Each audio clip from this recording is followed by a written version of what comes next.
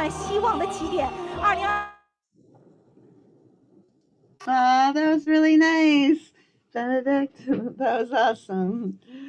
Hi, Steven. Nice to have you. And hi, everyone. I'll do my little intro here. Oh, sorry. Yeah. Oh, go ahead. No. Welcome to. I didn't realize I was muted. So sorry. Hi. Oh, Hi, everybody. Hi, Jill. Hi, Benedict. hi. Welcome. Hi, everyone watching and here. Welcome to the Titanic Book Club celebration of the Chinese New Year. I'm here with 11-year-old Benedict from the Philippines and 16-year-old Sonia from India. These are two of the book club's very hard working team members. They help with the main club, the book club for children, and our Titanic passenger and crew study group. They're really amazing and full of energy and bring a renewed enthusiasm to myself and the book club. Benedict came to me a few months ago and said he would love to celebrate the Chinese New Year with the book club. As promised, we scheduled this on our calendar and have been busy preparing, and we hope you enjoy what we have prepared for you.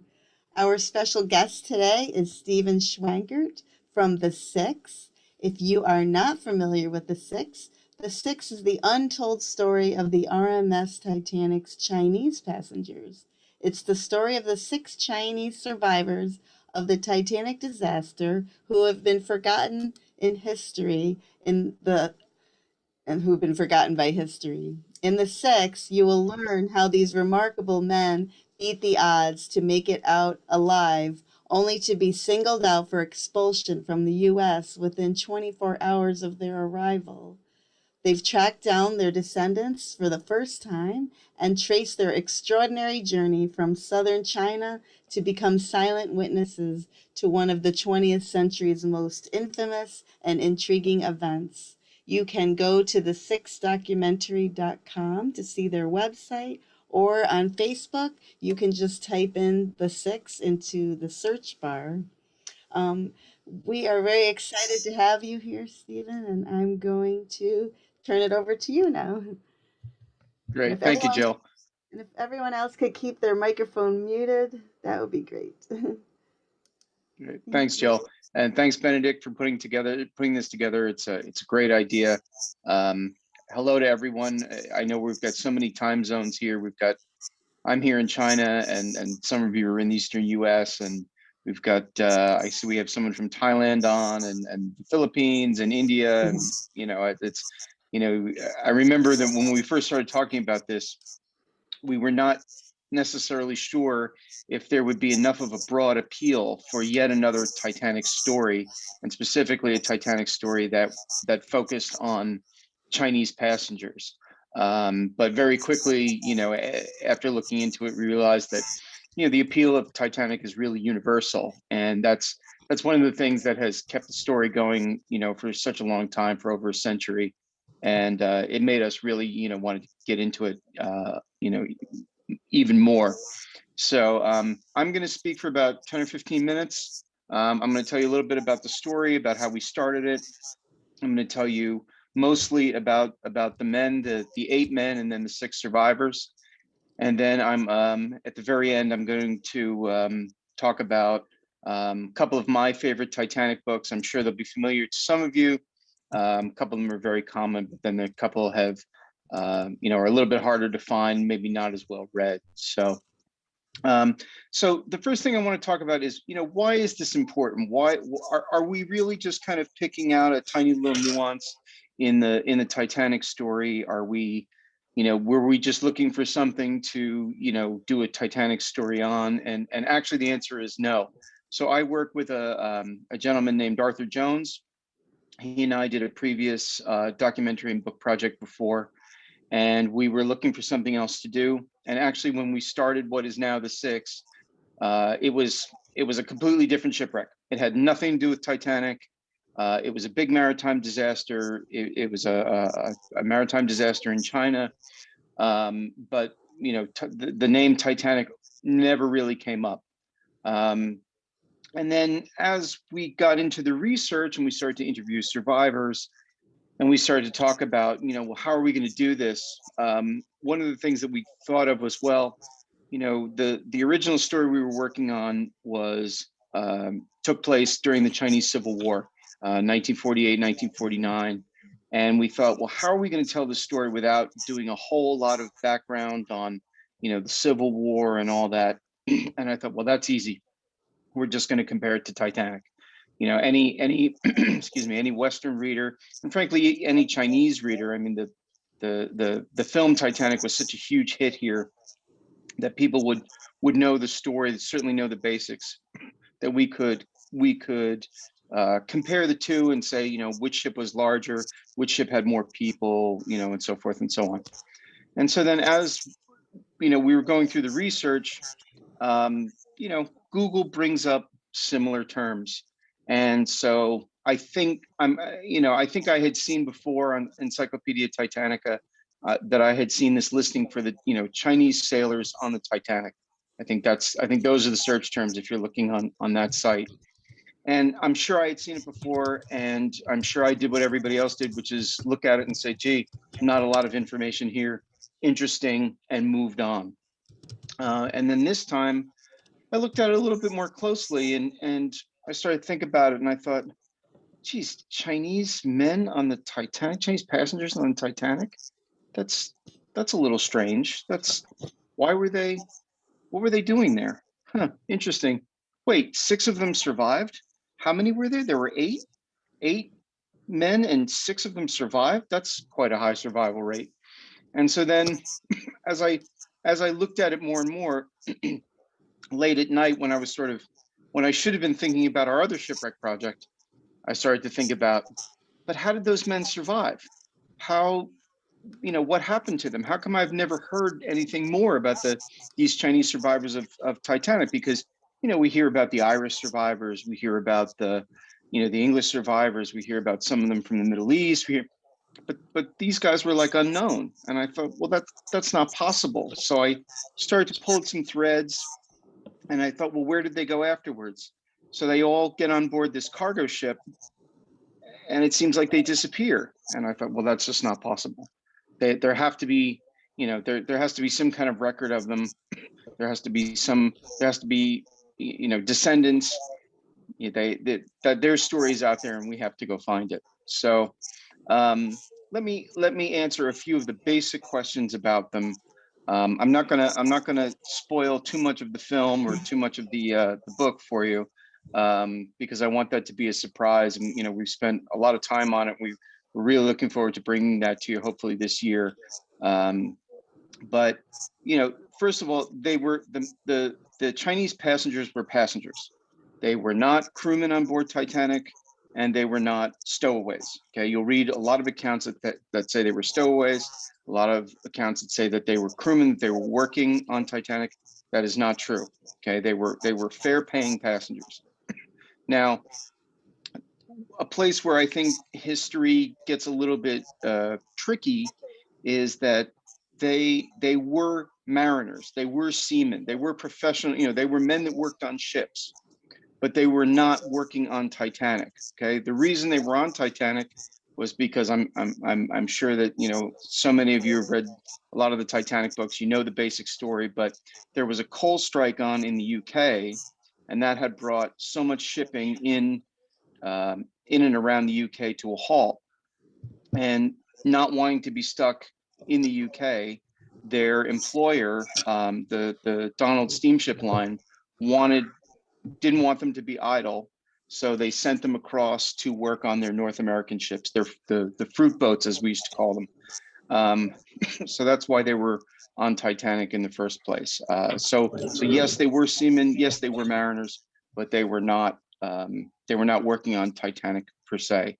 What else?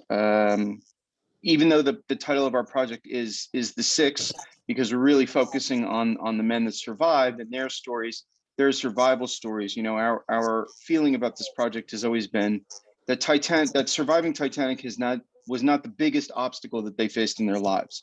It was a spectacular event. It was a kind of a terrible event, but it was not really the biggest challenge that they ever faced. It was just sort of another another barrier that they had to overcome, in a lifetime of hardship. So, so there were 8. 2 of them didn't survive, and we mention them, but there isn't as much of a story there. That's why we've chosen, excuse me, to focus on the 6. So another thing I want to touch on is a lot of what we know about the Chinese passengers comes from not them, not the men, but sort of people around them. And that's why I think the story is important. This is not just, we didn't decide to do this because we thought, well, let's, I mean, for example, I live in China, Arthur Jones lives in China. We've both been here for more than 20 years. We didn't just suddenly say, hey, let's do something with China, and hey, here's these, Chinese passengers, and let's try to make something out of it. No, that would not have been interesting to us at all, and I don't think we would have gone forward if that were the case. What interested us about the story is that it allows us to look at the total Titanic story in a different way. It fills in gaps in the story. If we know the story of the Chinese men, then we know more about the story of other people on board, both third-class passengers as a group, and also about certain other people. Bruce Ismay, some of the other crew members.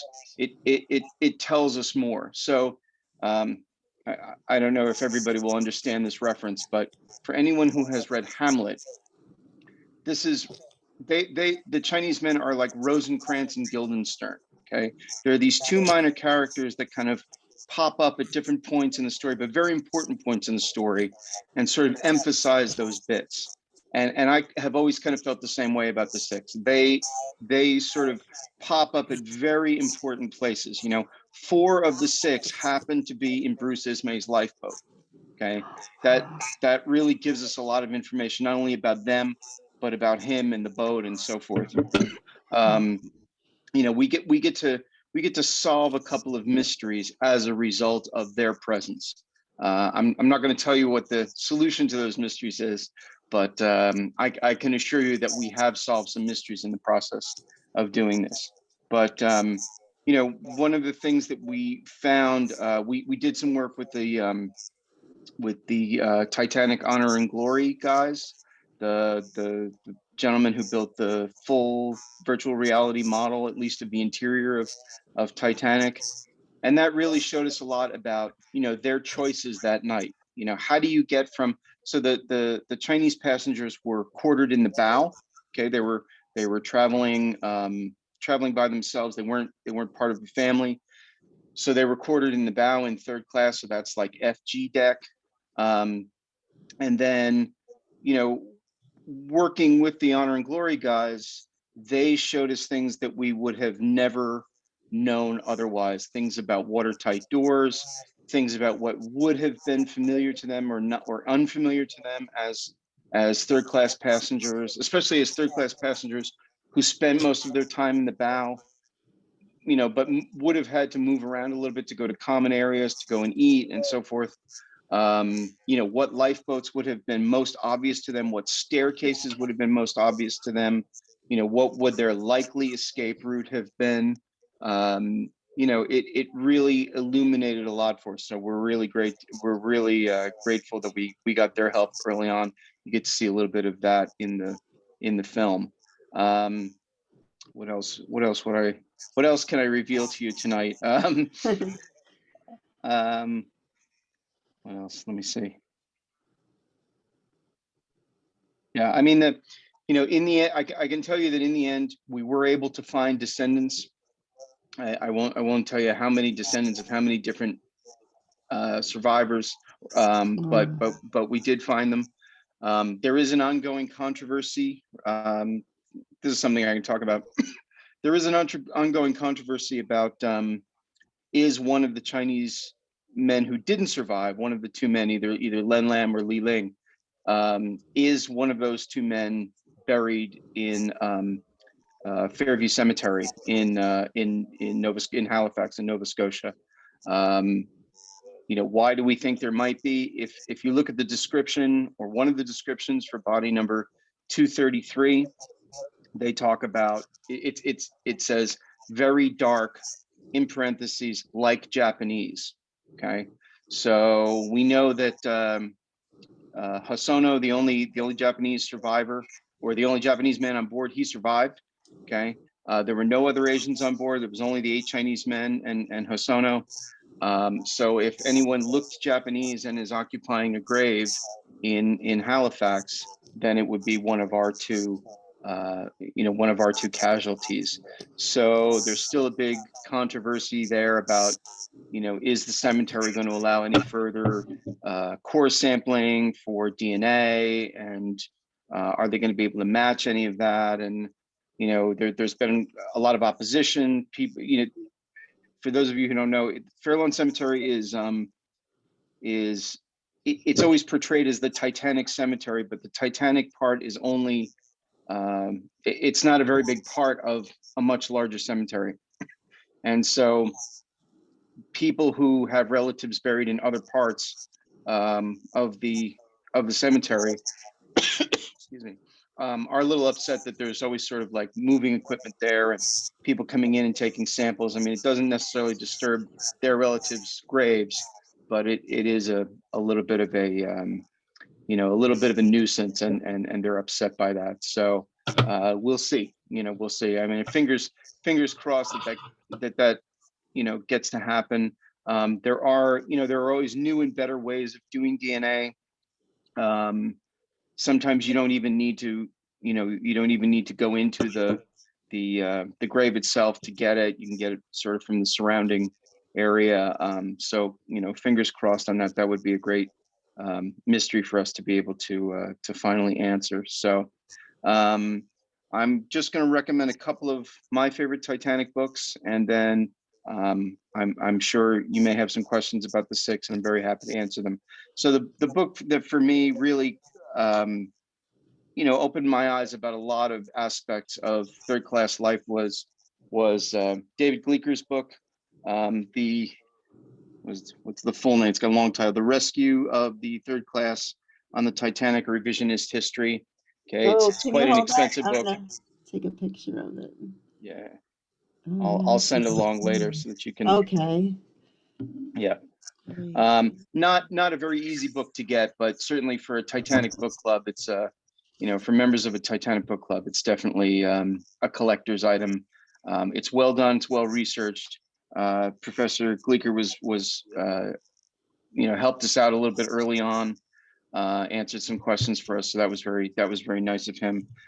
I'm a big fan of The Night Lives On. I don't have a copy with me because I have it on Kindle, but I really like the way that Walter Lord went back and answered some of the questions that I'm sure bothered him from the time that he wrote, A Night to Remember, and that he went through and was able to answer some of his own questions. I think that was his last book. I mean, for a man who wrote, quite a number of books during his career, and was well known, of course, for A Night to Remember, it must have been very nice to kind of draw a line under that at the end.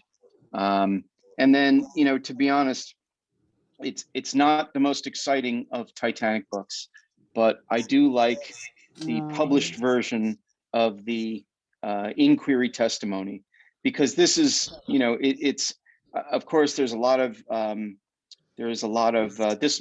has a foreword by James Cameron, which is nice, but there's of course a lot of uh, controversy over the inquiry testimony. You know, was it a whitewash? Did they just kind of say what the inquiry board wanted to hear, both in the U.S. and the U.K.? But you've got to go with the firsthand information when you're doing research like this. You've got to start out with firsthand sources, and it's still one of the very best resources for that kind of material. So I'll stop talking at this point, and I'm happy to answer your questions. And yeah, let me see what you have to say. oh, wow, thank you. I'm really so excited that you said yes and were able to join us. I know I've been interested in your documentary. How long has it been since you started advertising? It seems like a while. We've been following you. Sure. I mean, I think we officially started work on this in 2013 or 2014. Um, these things take time. Arthur and I both still have, although at a few points we did do the six full time, or it certainly took up all of our time. We do have other work that we do, and so we couldn't always devote ourselves to it 24 hours a day the way we would have wanted to.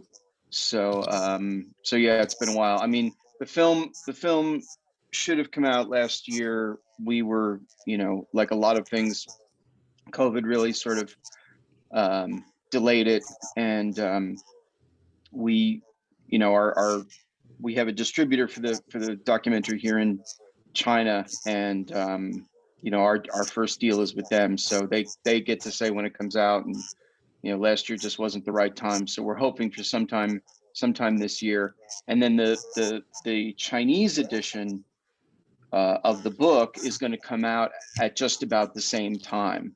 So a book and the film will come out this year. The English version and then also international distribution of the documentary will happen after everything is first released here in China. Wow, that's great. I think everyone's really looking forward to new research. I feel like we find ourselves discussing things over and over and then start picking them apart because there's nothing else to talk about. So and I didn't realize that four of those passengers were in the lifeboat with Ismay, and I'm will be very curious to hear what they had to say because I think he's really been vilified for surviving. And speaking of that, when I had talked to a friend about the documentary, he said that the Chinese men were also very severely shamed. Um, is that accurate? That they were very. Yeah, I mean there was the Chinese men were they appear sort of, either they're, if you look at sort of accounts, especially newspaper accounts after the sinking, people, survivors who were being interviewed, arriving in New York and being interviewed. People were either totally unaware that there were any Chinese passengers on board um, Titanic, and then it seems like as soon as they become aware of them, then they're to blame for everything. They're the I mean, this, when you look at all the stories together, it's really, it's almost comical. It's not. It's offensive, and it's they've been vilified throughout history as a result. But um, they, suddenly they're to blame for everything. It's almost like, it was, they almost got blamed for the iceberg. I mean, it's almost that bad. And when we started on this, we just approached it as, we didn't set out with any story in mind, except to find out what happened. And our feeling was, if we find out that they acted improperly, then we're going to say they acted improperly. If we found out that they acted honorably, then we're going to say that. And if we find, anything in between, that's what we're going to say. Yes, we're based here in China, but we had no intention to kind of put a nice face on anything. Our interest in this was strictly to find out what had happened and create an accurate record of that. Ken Burns uses a great phrase sometimes in interviews where he talks about stripping away the barnacles of history. And I think for any Titanic story, that's a really apt metaphor. You know, Titanic especially is so kind of encrusted in myth and legend and hearsay and things that we want to believe about it and dreams and so forth, that it's very, what actually happened is still somewhat of a mystery for some aspects of the story. And I think we were able to I think we were able to strip away some of those barnacles in this case. Wow. Wow, I'm so fascinated. I'm excited to hear that you are working conversing with Tom Linsky and his crew over at the Honor and Glory. I know for many of us, we that's the only way we'll ever board Titanic. And Mm, the main book club, and actually last weekend the children's book club and I went walking through, and it's just like being there, and it's really fun to hear the yeah, kids know these intricate details. And Caden can even tell us the differences between Titanic and Britannic, and it yeah. does bring the whole story to life, to feel like walking on the decks there. And there's so many wonderful people that have done so much research. So it's nice, and I love that people can share information and help each other out, because and this all helps keep the story alive. And I'm Mm. really looking forward to your documentary and your book. So the documentary, is it going to come out in China first and then later on in America? Everything comes out in China first. So it's the book will be out here first in published in simplified Chinese. I'm you know, full disclosure, I'm writing it in English. My Chinese isn't good enough to write a book in Chinese. So, but it's the first publication will be simplified Chinese. It'll be here in China. The documentary will come out here first, um, and then kind of everything goes beyond that. It was, you know, both of those things are strictly a function of who expressed an interest early enough, who wanted to get involved and help with production and publication and things like that. Um, you know, we obviously, if you're writing about or you're making a documentary about Chinese on Titanic, then you know, China's going to be a huge market for that. There's no question about that. It's going to be a huge audience. So we weren't really surprised that we generated that kind of attention. But I mean, to be honest, there was the funny thing is there was no more awareness of Chinese on the Titanic in China than there was anywhere else. You know, I think because there's so much information about Titanic available in English, that probably the English language audience may have had an even greater awareness of you know, sort of the ethnic breakdown of um, Titanic's passengers than than there is here. There just isn't as much material, and certainly not original material, produced in Chinese about Titanic, although there is some.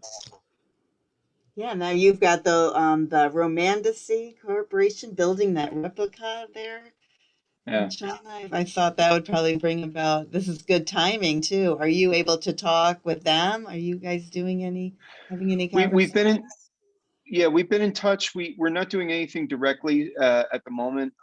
They got slowed down a little bit with their build, you know, but I mean it's still going forward. Still new photos coming out every once in a while. So you know, I'd love to see it. You know, it's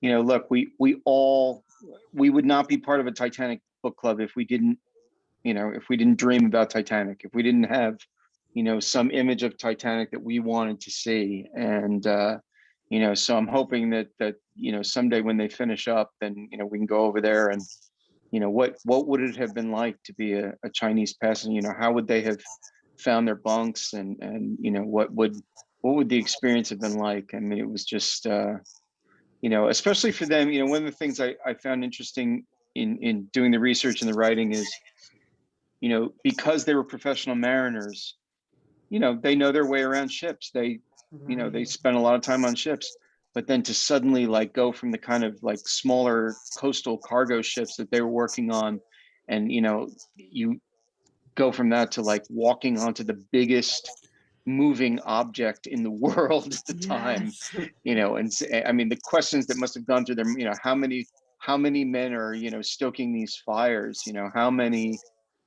I mean, it just must have been overwhelming for them, you know, to imagine, you know, how to see it and wonder how it works.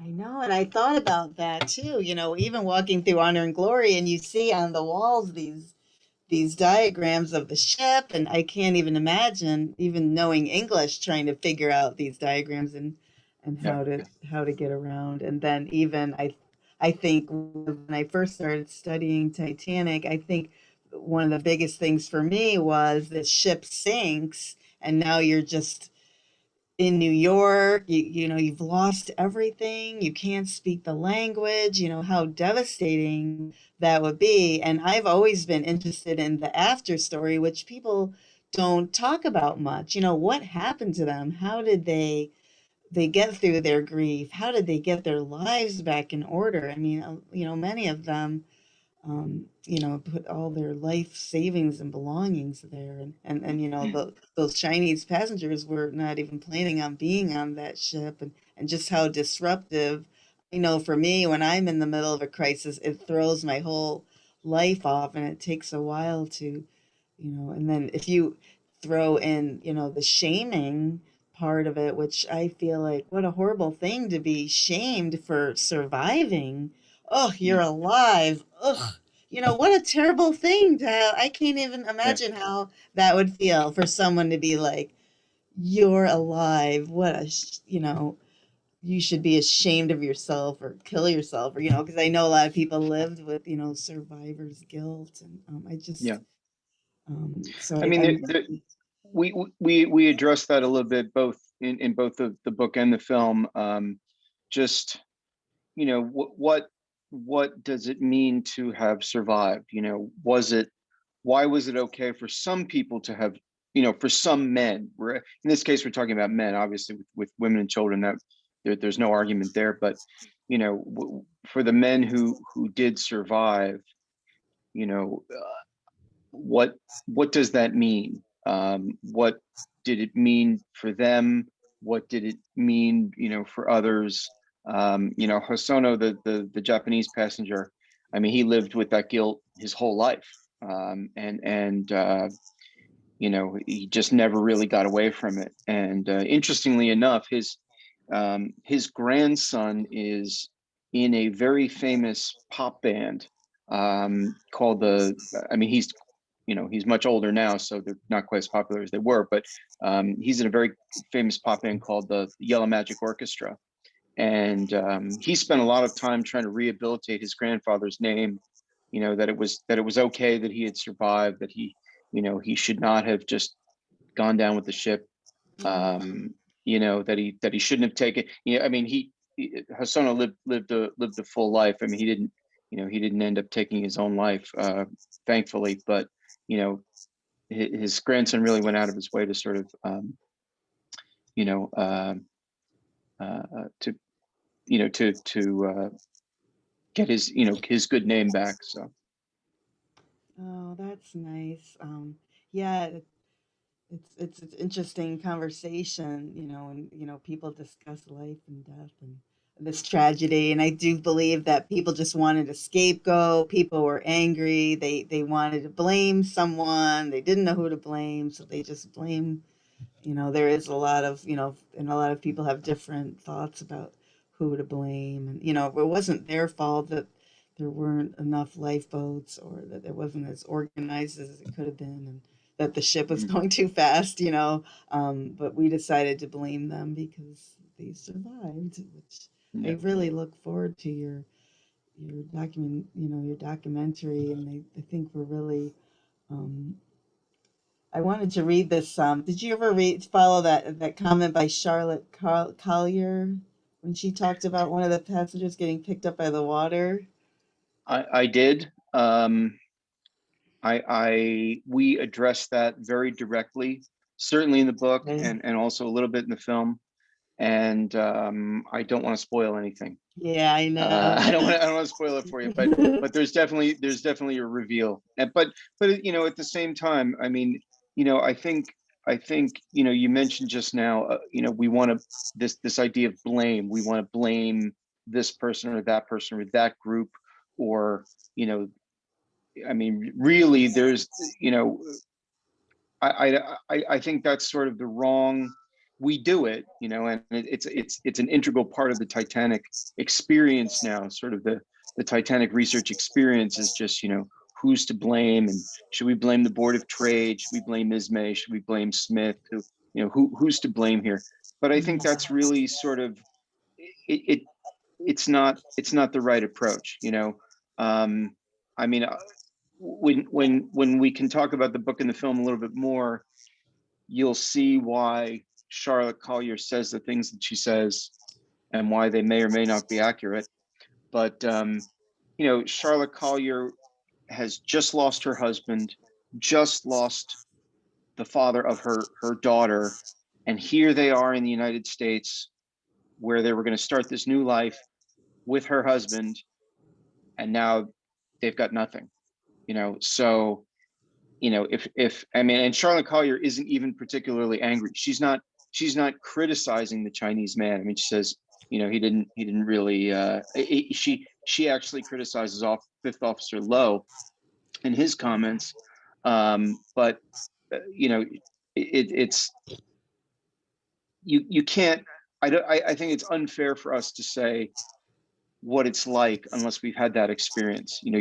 I mean, I don't know if anyone listening to this talk has moved to another country and upon arrival lost the main, breadwinner in their family and is there with nothing. All their possessions are lost.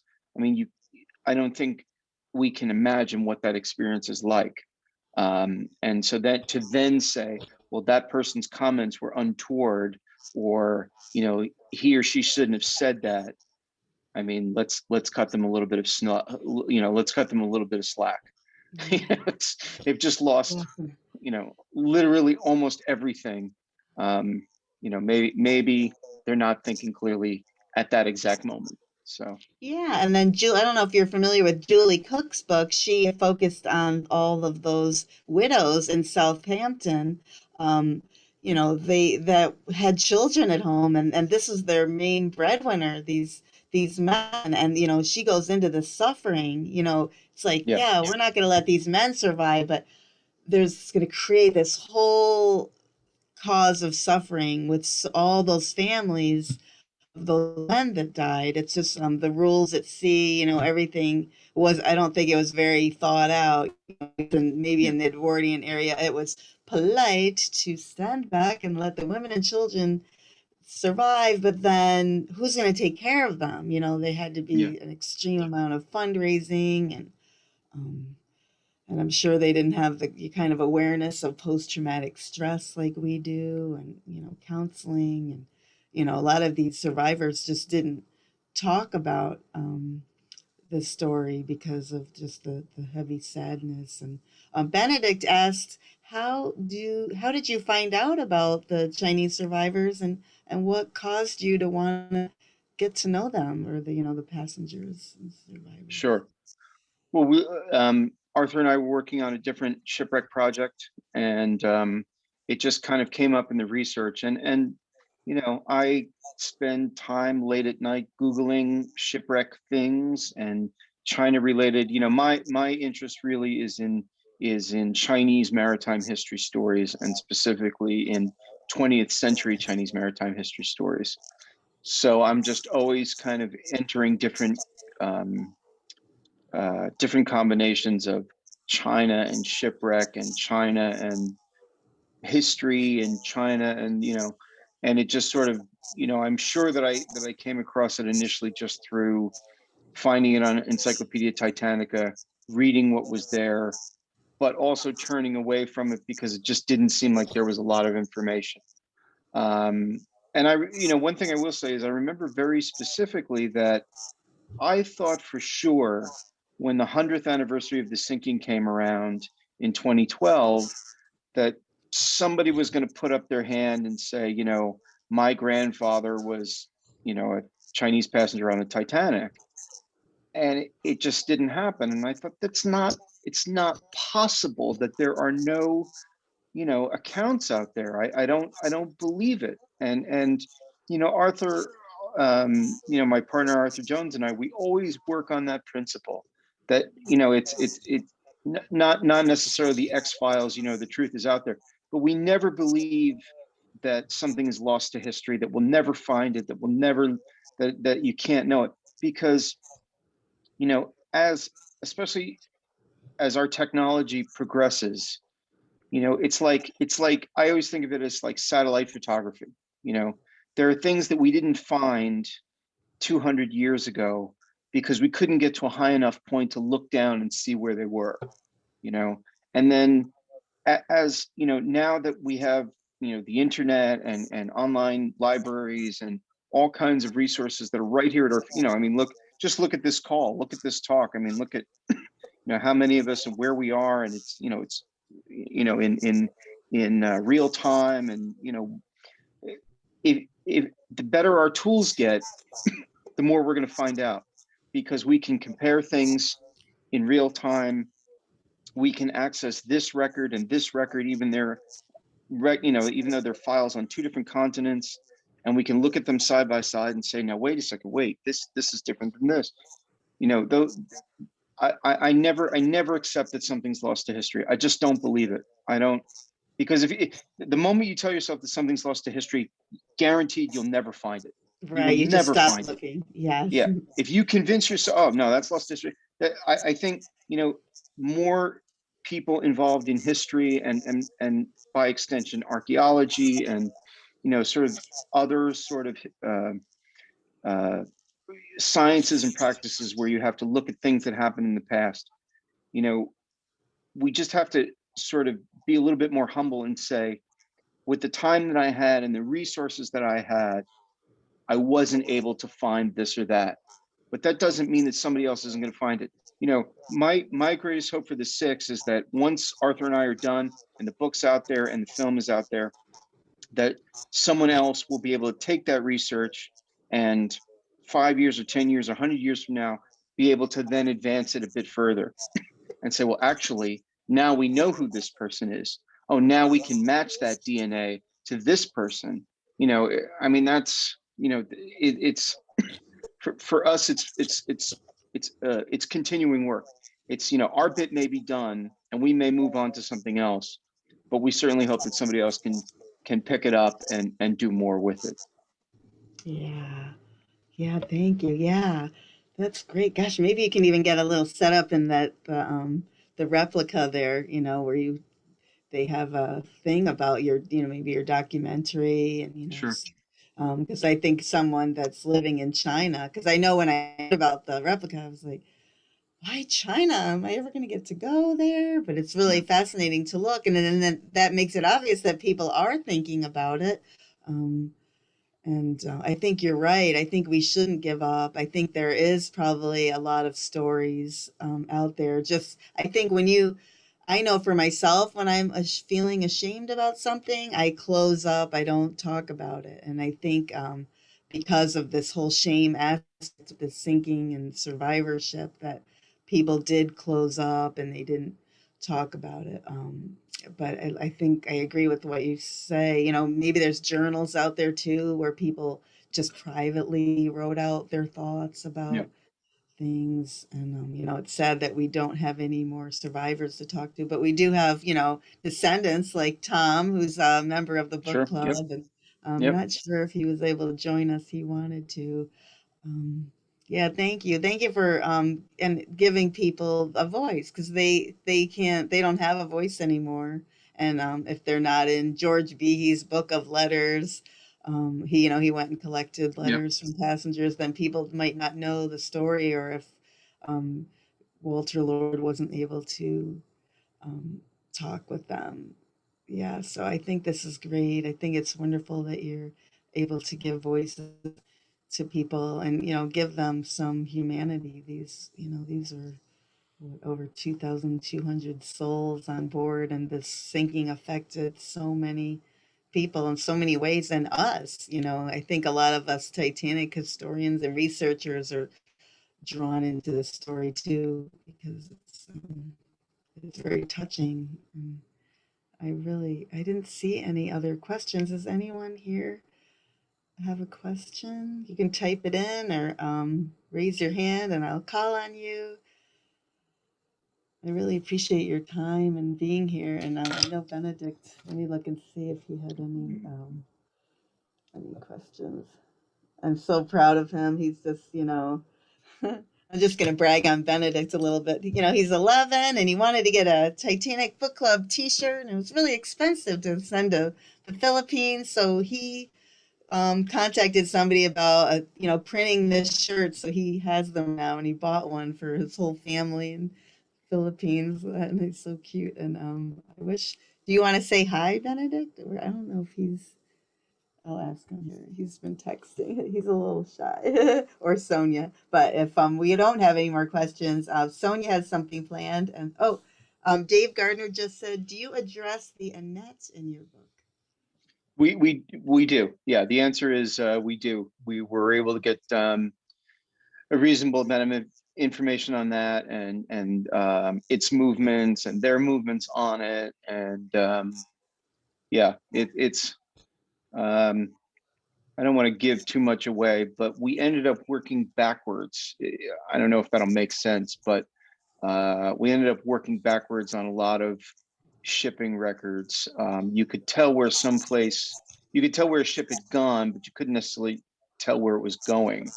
So yeah, we kind of had to go back and forth, but it actually gave us a couple of answers on the fate of at least one crewman, one of the six, and it was, I mean, their their uh, their life was not, I won't say their life was not great on board. I don't mean just the Aneta, but just as Chinese seamen in, sort of in North America and in Europe at that time. Um, a lot of them worked in the engine rooms, and if you're lucky, you got to be a cook. The Chinese had their own rations, their own victualling crews, or their own victualling supplies, I should say. And but generally they got paid a little less than everybody else. um, but you know only one of them seemed to be a lifelong mariner. The others were kind of using it as a job until they could find something else.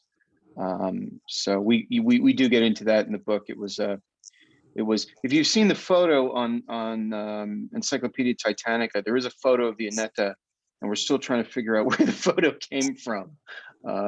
It's always great to find information, but in the sort of history and documentary business, you always kind of need to know the source. And you know uh, but it's nice to see it nonetheless. It gave us a good idea of what kind of ship we were talking about, what their conditions would have been like, what similar ships would have been like. So yes, we do. That's the short answer, is yes, we do. So is that ship you were just describing the one they were supposed to go on when they had the coal Yes, strike? and they did go on, and they did go Yeah. on. That was where they were. That was why they were going to New York, to meet that ship, to meet the Aneta, and they met it, or six of Oh, them did. Not all of them, okay. but six of them did. Yeah. Okay, wow, that's a whole new part of the story. I won't Yeah. research till I hear your documentary, so that'll be new to me. Well, I want to thank you for coming and joining us. This was really wonderful, and our Sonia, who's another wonderful member of the team. She lives in India, and we met on Instagram. And she's come in and she's done a lot of research on the passengers, and she's got a little presentation for us. So I am going Great. to. Thanks everyone. Thanks Jill, and Thank you so thanks much, Stephen. This was really wonderful. Sonia, Benedict. Thank you for putting it together. Thanks everybody for watching. Thank I hope you. I'll have the book and the film for you later this year. All right. Oh, wow. Thank you. We will be definitely keeping there's Sonia, keeping everybody in the club. And if you could send me your book, I ran and pulled out mine. I do love this book too. Um, Mine doesn't have, oh, it does. It's a little different than yours. Um, Thank you again. Let me Yep. remove her. And Sonia is going to take over the screen share and show us her little Yeah, presentation.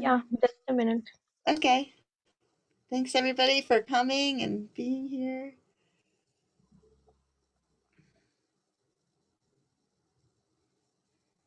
I hope everyone can see. Yes, we can see. Okay. Hello everyone. Happy Chinese New Year.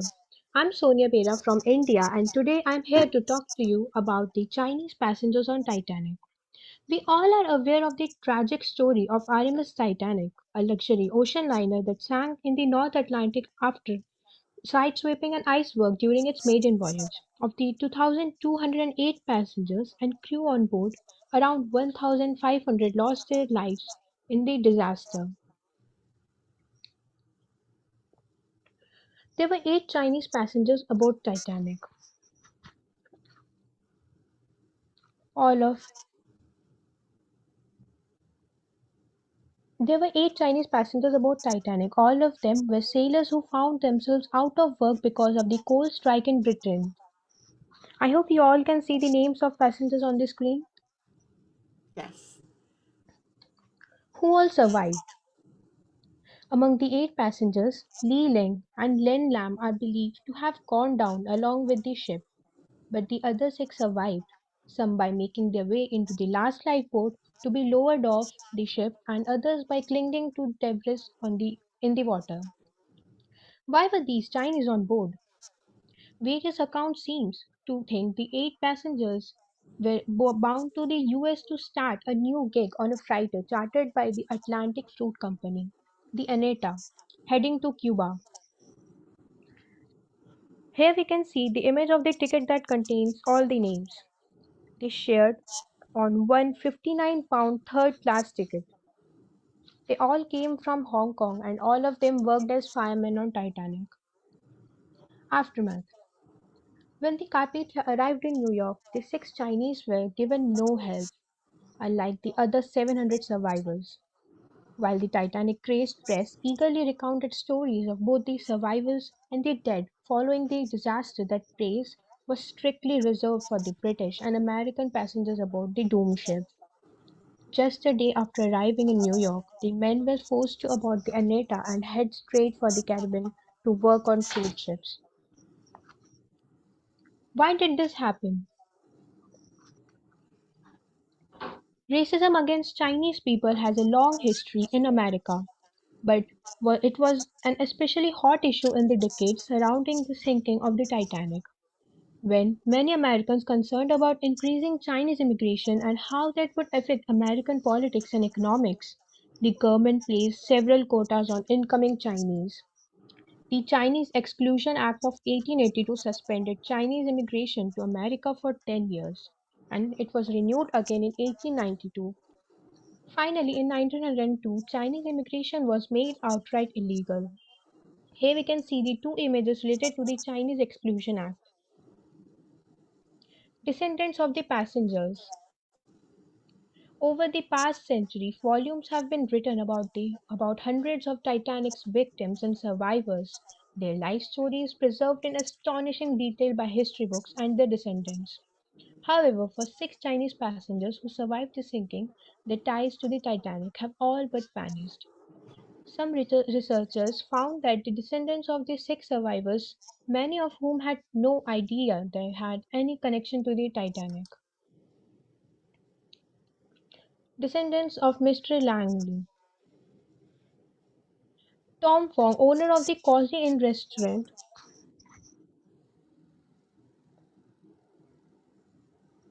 in Jansville, is the son of Fang Lang, known later in life as Wing Sung Fong, one of 6 Chinese survivors of the sinking of the Titanic in 1912. Although Fong knew his father survived a shipwreck, his father never told him it was the Titanic. Tom Fong's father, Fang Lang, left known later in life in the US as Wing Sung Fong, was one of 6 Chinese nationals who survived the Titanic sinking in 2012. Thank you everyone for joining us today. Have a nice day. um, Thank you so much, Sonia. That was really, really nicely done. Love that. And our next to present is Benedict. He has something to show us too. Go ahead, Benedict.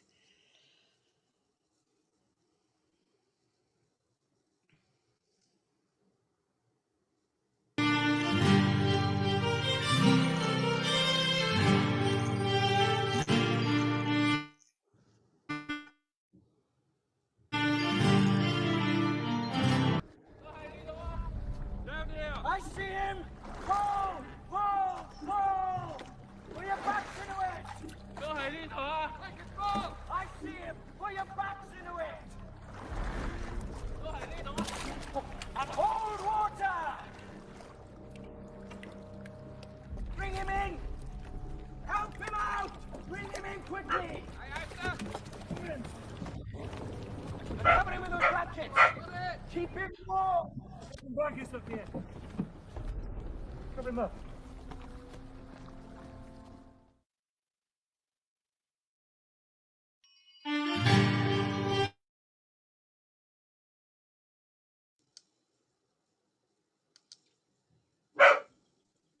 I don't think Benedict's done yet. Sorry about my dog. I'm trying to keep myself muted here. Just hold on one second. I think Benedict has something else for us. And yes, Sonia, as Sonia put in the chat here, which people can't see that are watching the live stream, but that was the deleted scene from Hannah's movie.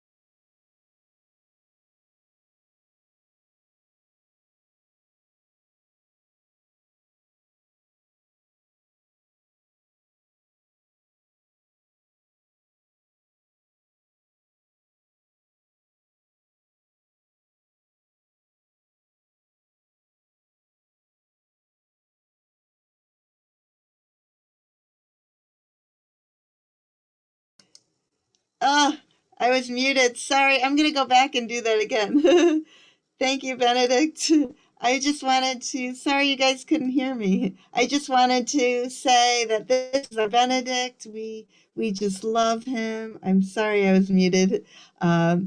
This shirt he's wearing, he created with our logo because our bookstore was, expensive for someone in the Philippines to um, order, and I just think this little guy is amazing. He goes to school full time. He gets amazing grades in school. He creates many of our posters that you see around. He's always creating videos. He's always out there trying to learn, and I'll go back to his family because I just love this picture.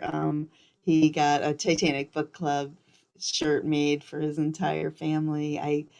I want to shout out to them that you all have done an amazing job with this young man. And that's his sister, Vienna, there. We've got to meet her in a few of our meetings. And I think what a wonderful, supportive family to support your child in their interests. I think all teachers and parents should support their children, and I think he's going to be doing some really amazing things. And I'm going to open the meeting up now. So if anyone just wants to talk or ask each other questions, I'm going to make it so we can all be unmuted. And thank you again, Stephen, for your wonderful presentation. We really look forward to your research. As Sonia said, she tried to find as much as she could about the Chinese passengers, and there just isn't a lot out there. So we really look forward to this new research. And again, thank you to Benedict for your passion and enthusiasm. And we wouldn't even be having this event today if it weren't for you. So I am going to open this up so everyone can talk now. Once I figure out how to do that. Let's see. Oh, I can ask all to unmute. So anyone that wants to say anything or say hello, you are all on the air now.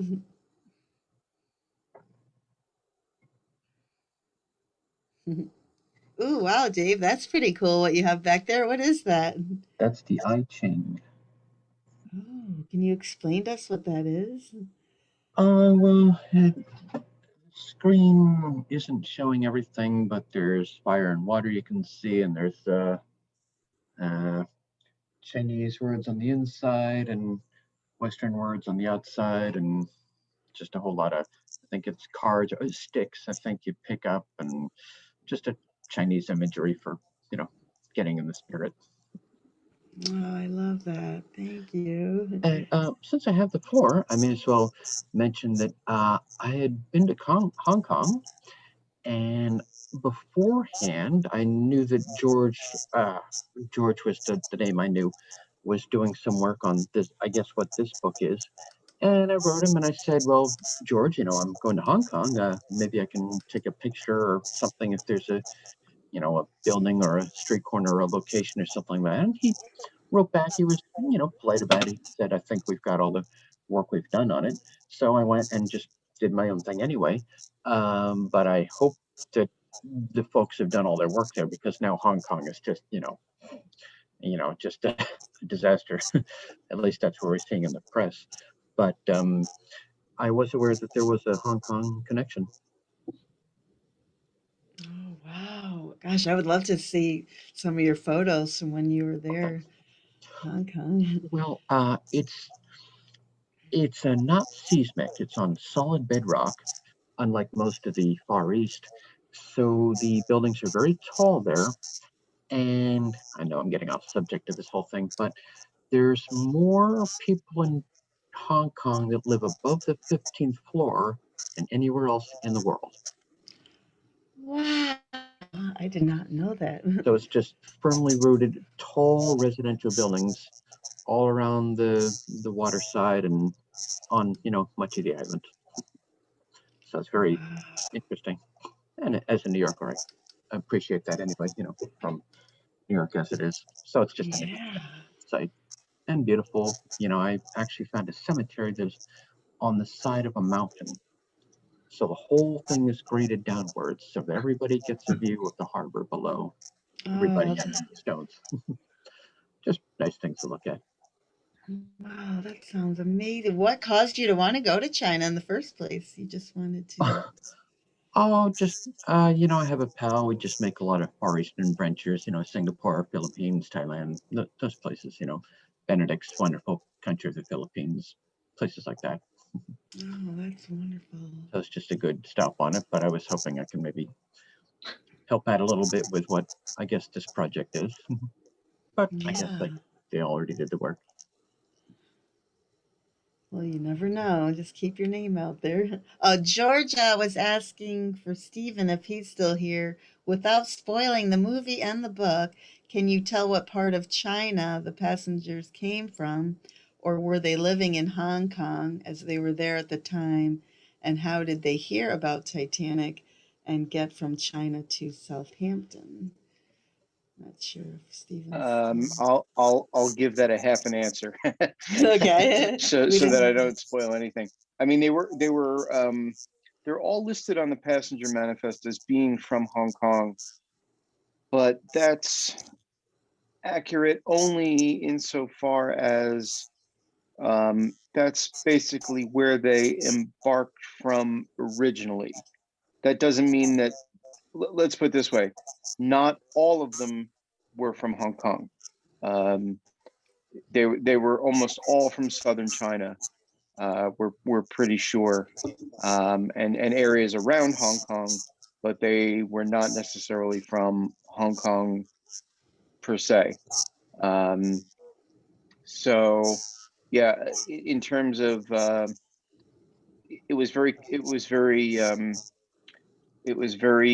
common for Chinese sailors to, you know, they would embark out of Hong Kong and then they would sort of go wherever the shipping line that they got hired by was going. So if that was the UK, they went to the UK. If that was Australia, they went to Australia.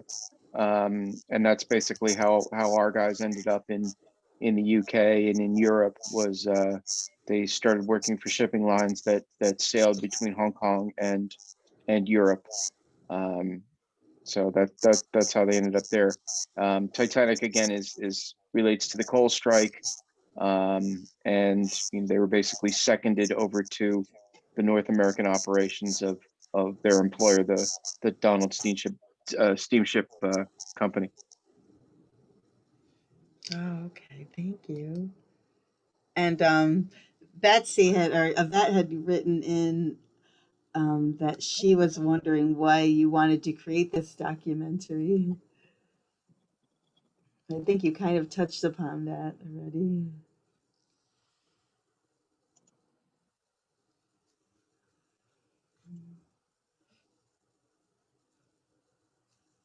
Oh, he's got muted again. Uh-oh. Let's figure this out. I need to figure out how to make everyone unmuted. Sure, sorry. Oh, sorry about um, that. I mean the I mean I'm not a filmmaker myself. I can barely take a photograph on my phone. So uh, Arthur Jones and I did a previous project together. We did the history of a submarine, a British submarine that sank off of the Chinese coast. And when I was writing it, originally it was just a book, and when I was writing it, I thought, gee, this would really make a good documentary. And you know, Arthur and I had known each other for a long time, and he had started to do documentaries, and I said, you know, do you want to do this together? I can't, you know, I can't finance it, you know, I can't produce it, but you know, I'll work with you if you want to do it. And it went well, and we had a really good time doing it. And then that's how we sort of went on to the second project.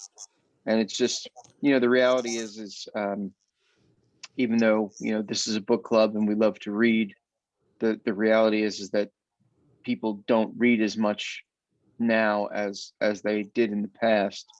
And you know, if you really want a story to get out there, it needs to be visual in some way, either for TV or for film. And doing things, sort of doing it in more than one media definitely pushes the story out, further. And our cooperation worked well the first time, and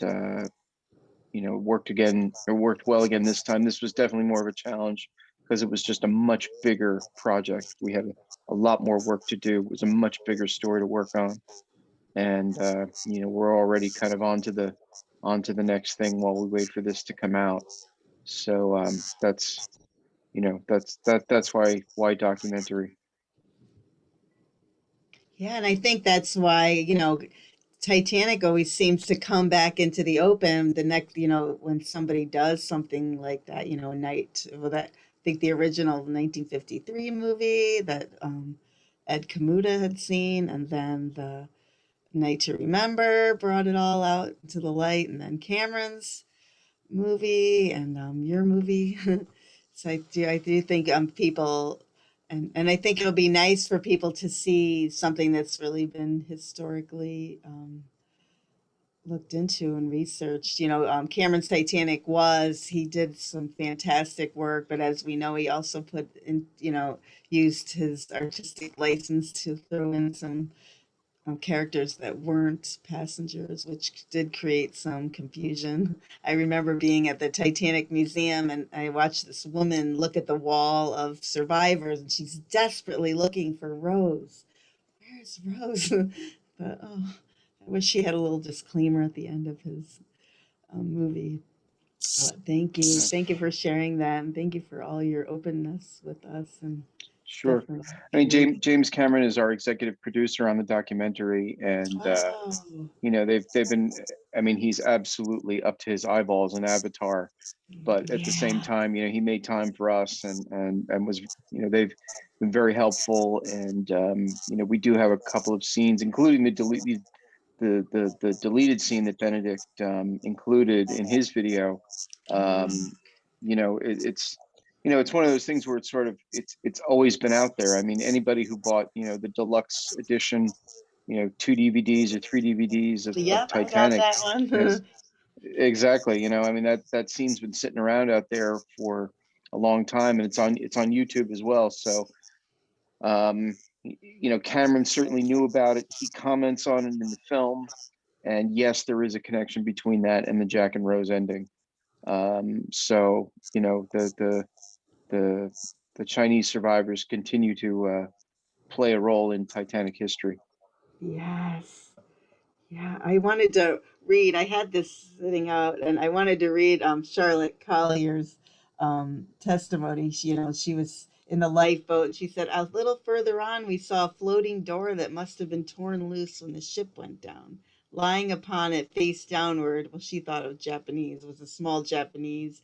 He had lashed himself with a rope to his frail raft, using the broken hinges to make the knots secure. As far as we could see, he was dead. The sea washed over him every time the door bobbed up and down, and he was frozen stiff.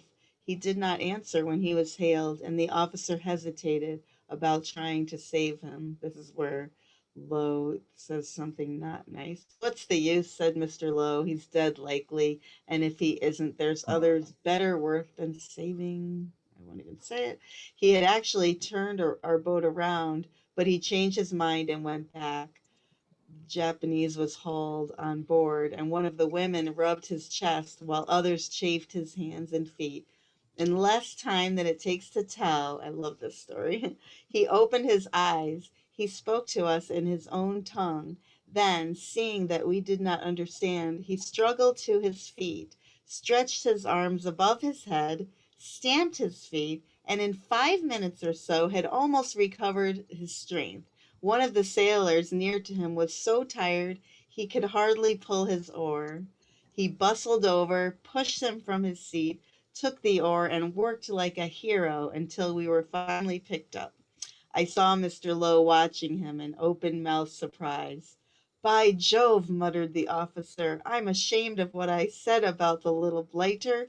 I'd save the likes of him 6 times over if I had the chance. I just loved that visual of, and yet how can you shame someone when they he didn't just lay there and say, "Oh gosh, I almost died." And, he leaped up and did what he could to help.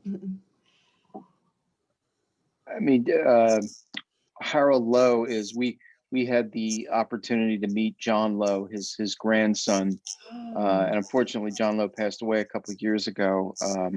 But we had a chance to meet him, and we get to hear some of the family stories and see some of the material that his family had, and some old photographs, and a couple of buttons from his uniform, from Titanic and so forth. And I think Harold Lowe is one of these people who's sort of a much maligned character in the Titanic story.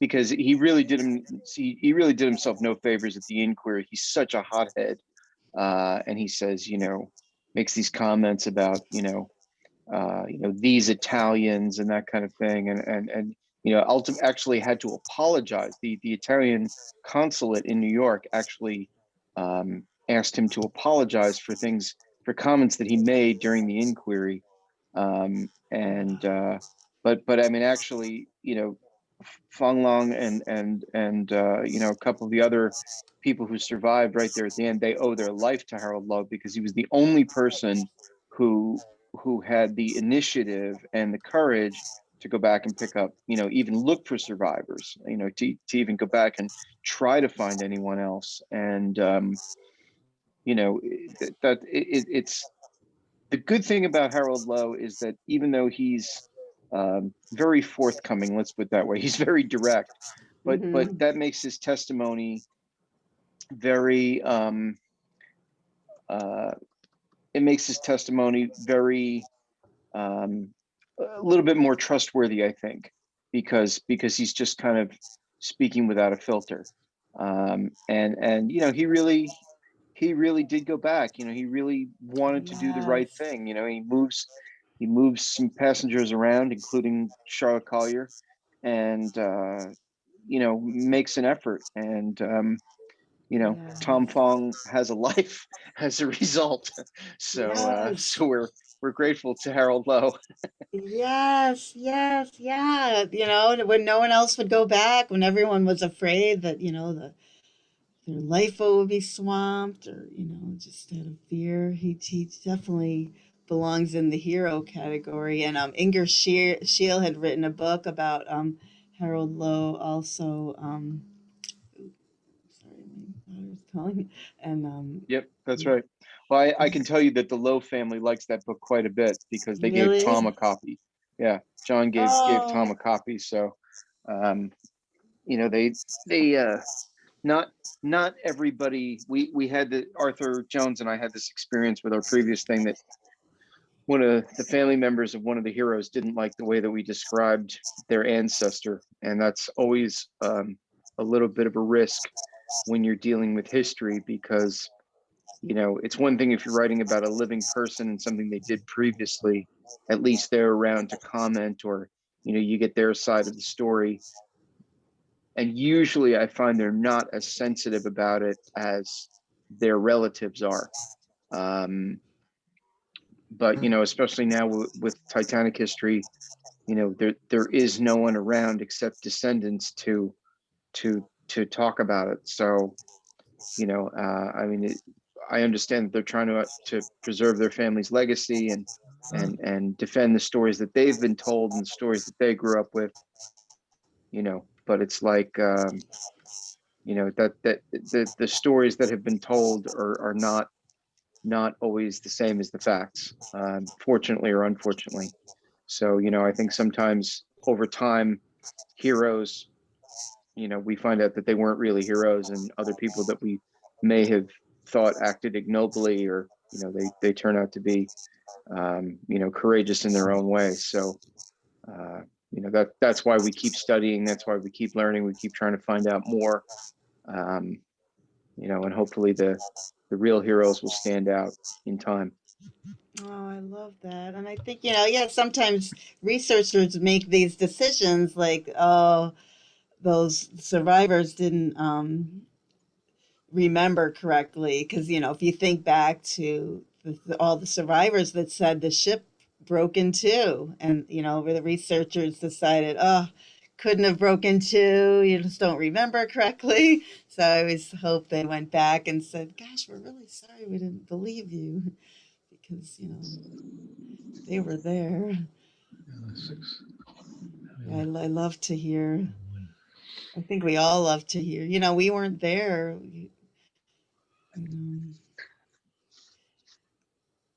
Yeah, thank you for all you do. So, is Tom involved with your documentary? I know I saw him in I one of mean, your Tom YouTube. Tom his Tom has sort of been around from the beginning. Um, he's you'll see him quite a bit in the documentary. We're definitely in touch regularly. Um, and I think he's as anxious as anybody for it to come out. He was fully cooperative with us, um, very forthcoming, and he really had no, um, what's the right word?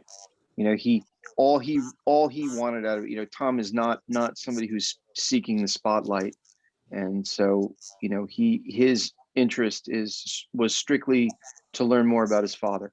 He really just wanted to get to know more about his father, and that was his interest all along. And I'm pleased to say that we showed him quite a bit of that. As much as we could, as much as we could find. We were able to show him and share with him, and that it's quite something to be able to show a family something about their family member that they don't know. It's I've had the experience now a few times, and it's amazing when you show somebody a photograph of their relative that they've never seen before, or they read something in a newspaper that they've never seen before, or it's when you kind of fill in a blank for them, and you can see that moment when all of a sudden they think, oh, that's why Hmm. this or that. That's why he always did this, or that's why he always said that, or that's why he didn't like to do this or that. That's I think we start out with I'm basically an amateur historian. I'm not. I have no credential that says I'm qualified to do history. And I think the difference between someone who is a professor of history or a full-time historian and somebody like me or somebody like Arthur is that we always set out with this specific goal of like, okay, well, we're going to tell this story, and we always view it as this sort of point A to point B journey. But really and truly, the best part of it is the people that you meet along the way, and those kinds of experiences, those kinds of moments where you show them something that they've never seen before. That really is the best part. I mean, yes, of course, we want to finish the book or finish the film and get them out, and have everybody enjoy it and use it as a new bit of research and so forth. But for us in the process, when you are able to say, here, come sit down and look at this, and they Hmm. look at it, and it's just like, we've done it enough times now. I can tell you it never gets old. It definitely never gets old. It's not something we're going to say, now we've enlightened enough people about their personal history. I don't think that's going to happen. So and Tom has been great, and I'm looking forward to bringing the film to where he lives, um, as soon as we possibly can, and have a local screening there, and so forth. And I'm sure he'll enjoy that immensely. Oh, yes. Oh, I love that. And what you were saying, I can relate because I was adopted and I had always wanted to know, about my family and where did I come from. And so I think that must be wonderful, that you're doing something wonderful for people, and I'm sure it's really well appreciated. Thank you for everything from all of us. Did anybody else want to pipe in? And you're all welcome to unmute yourselves and introduce yourselves. Or Thanks, everyone. I'm gonna have to drop off. It's All getting a right. little late here, and Yeah. we're What sort of time is it? mid holidays here. It's 10:30 here now. So, and So you know, before you leave, did you do anything special today for Chinese New Year? Do you did the celebrate? usual Chinese New Year stuff, eating dumplings, and you know, luckily where I am right now, they don't allow fireworks, so it's been pretty calm. Yeah. So yeah, just sort of the traditional stuff. And I mean, I always, you know, especially since it's during the week, and you know, I mean, I always sort of keep working anyway. It's actually I find Chinese New Year is a good time to catch up on things because things on this side, you know, always kind of slow down, and so it's a good way to get caught up. And then you know, while the rest of the world goes on at its normal pace. So it's a good time to do a little work and a little writing and send some emails and so forth. Um, so yeah, but it's nice. It's you know, it's always it's so I always think of it. Excuse me. I always think of it as a second Christmas. So it's kind of nice to have a second Christmas 6 weeks after the first one. Oh yeah, that's nice. I wear red because I read that you're supposed to wear red on for Chinese New Year for good luck. I need all the good luck I can get. Thank you again. Thanks All so right. much for your time and for being Thanks here with again. us. Oh, Thanks. And please, you know, I'll keep you updated on when everything's coming out, and you know, see if we can find a way for everybody to get access to it one way or another.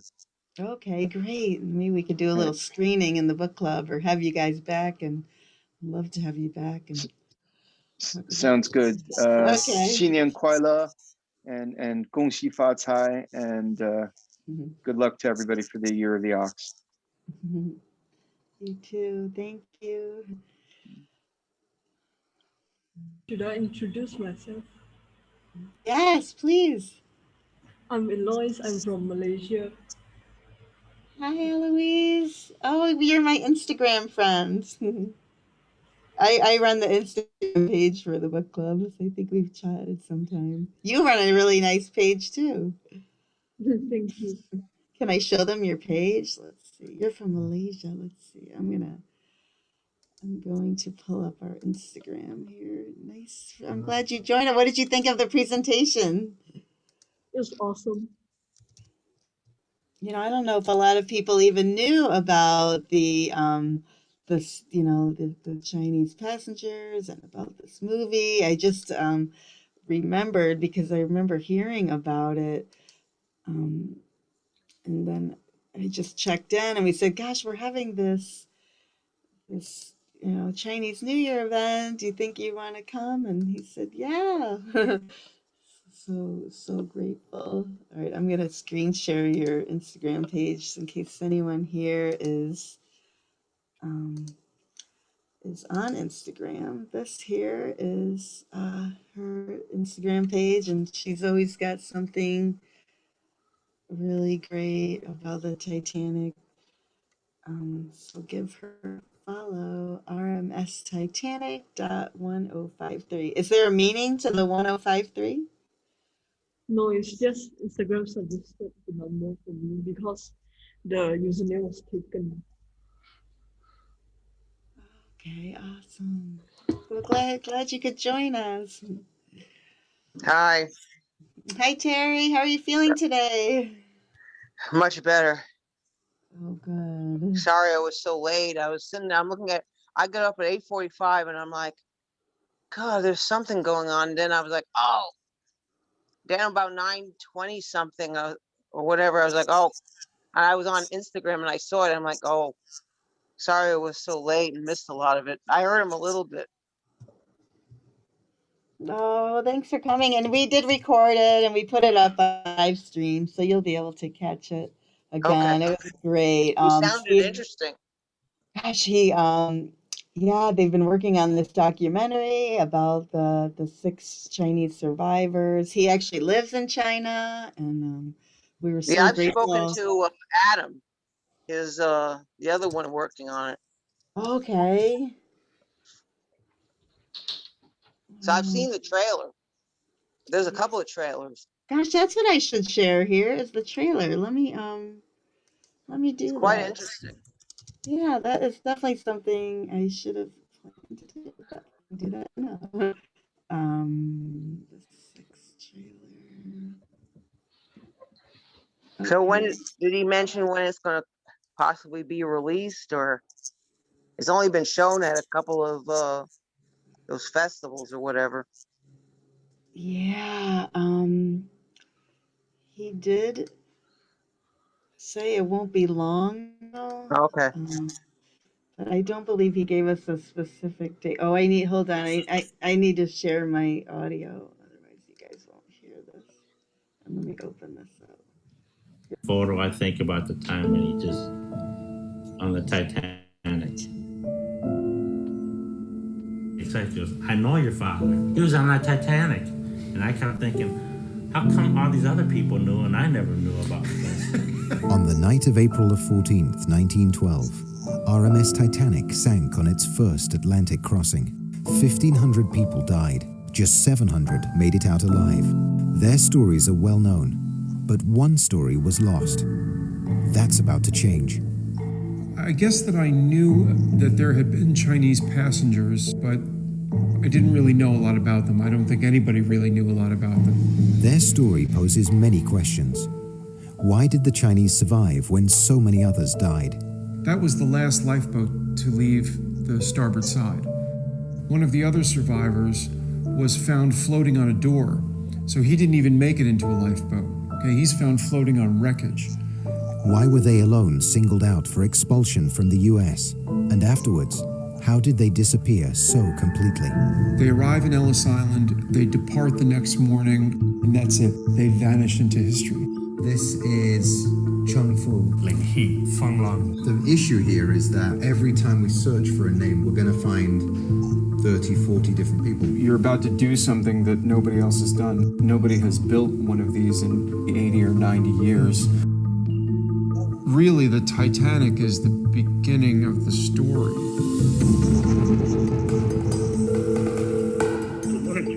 Henry, hi, morning, it's Arthur here. Are we good to talk? They left China 2 years before the founding of the republic. 我们中国人有句话，大难不死必有后福。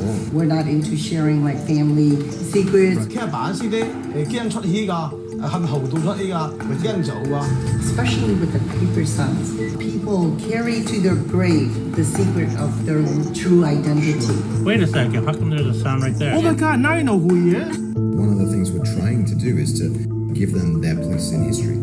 To say this is who they are, this is who their descendants are, this is their kids, this is their grandchildren. There aren't really a lot of opportunities to tell a forgotten part of the Titanic story. You've got to go out and look for them.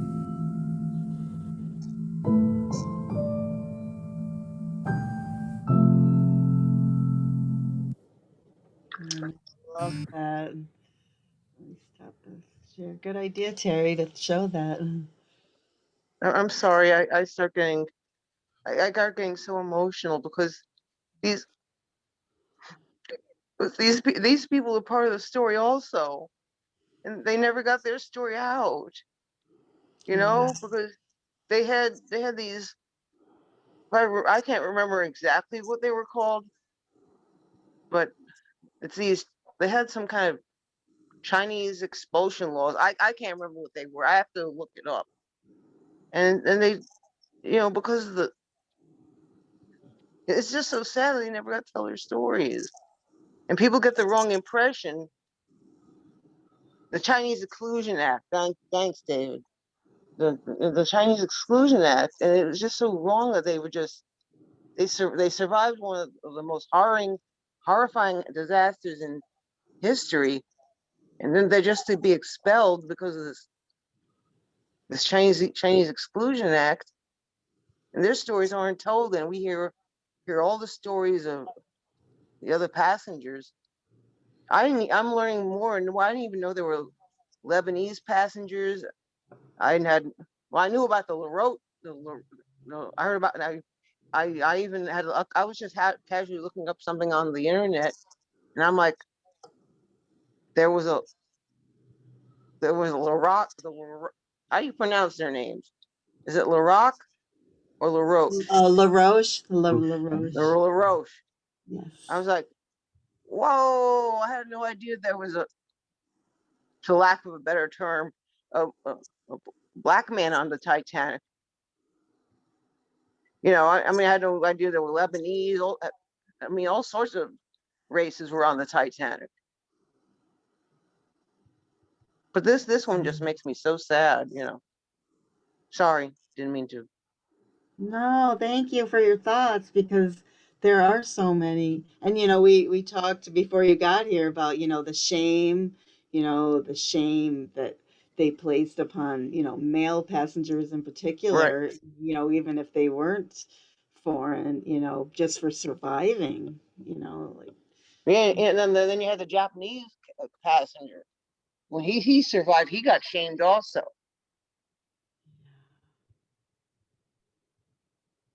I forgot about it. yeah, their thoughtfulness and Hmm. I think it is a wonderful thing that Steven's doing and his team and getting these stories told and getting the history written and introducing family members to people who don't know much about their family or what they've been through. Can I give a little background on Yes. the actor? Yeah, because I was just going to ask you, what is the Chinese Exclusion Act? I don't Well, know. there were different people called on for different work. The Irish built the Brooklyn Bridge. The Italians dug our subways here in New York, and so on and so on. And it was the Chinese who did work on the Transcontinental Railroad. So that was done around about the 1880s. And so you had all this labor here in America, but it was mostly single men. So the American government wasn't terribly scared of proliferation, but they did have some sort of prohibition against the Chinese men bringing their families of some sort. But then, the work was over on the railroad, so that's when they really put the hammer down and said, just plain no Chinese. So, we've had many, what do you call them, quotients and things like that, restrictions and quotas and so on and so on. But that's one of the more well-known ones to history. Wow. Wow. There's, go ahead. There's always so much to learn. Go By the way, ahead. there's only 3 visible in my background now, but this is the 5 elements, the Chinese elements. But there's only 3 that you can see, but there's 5. Just saying. Okay, so what do they mean?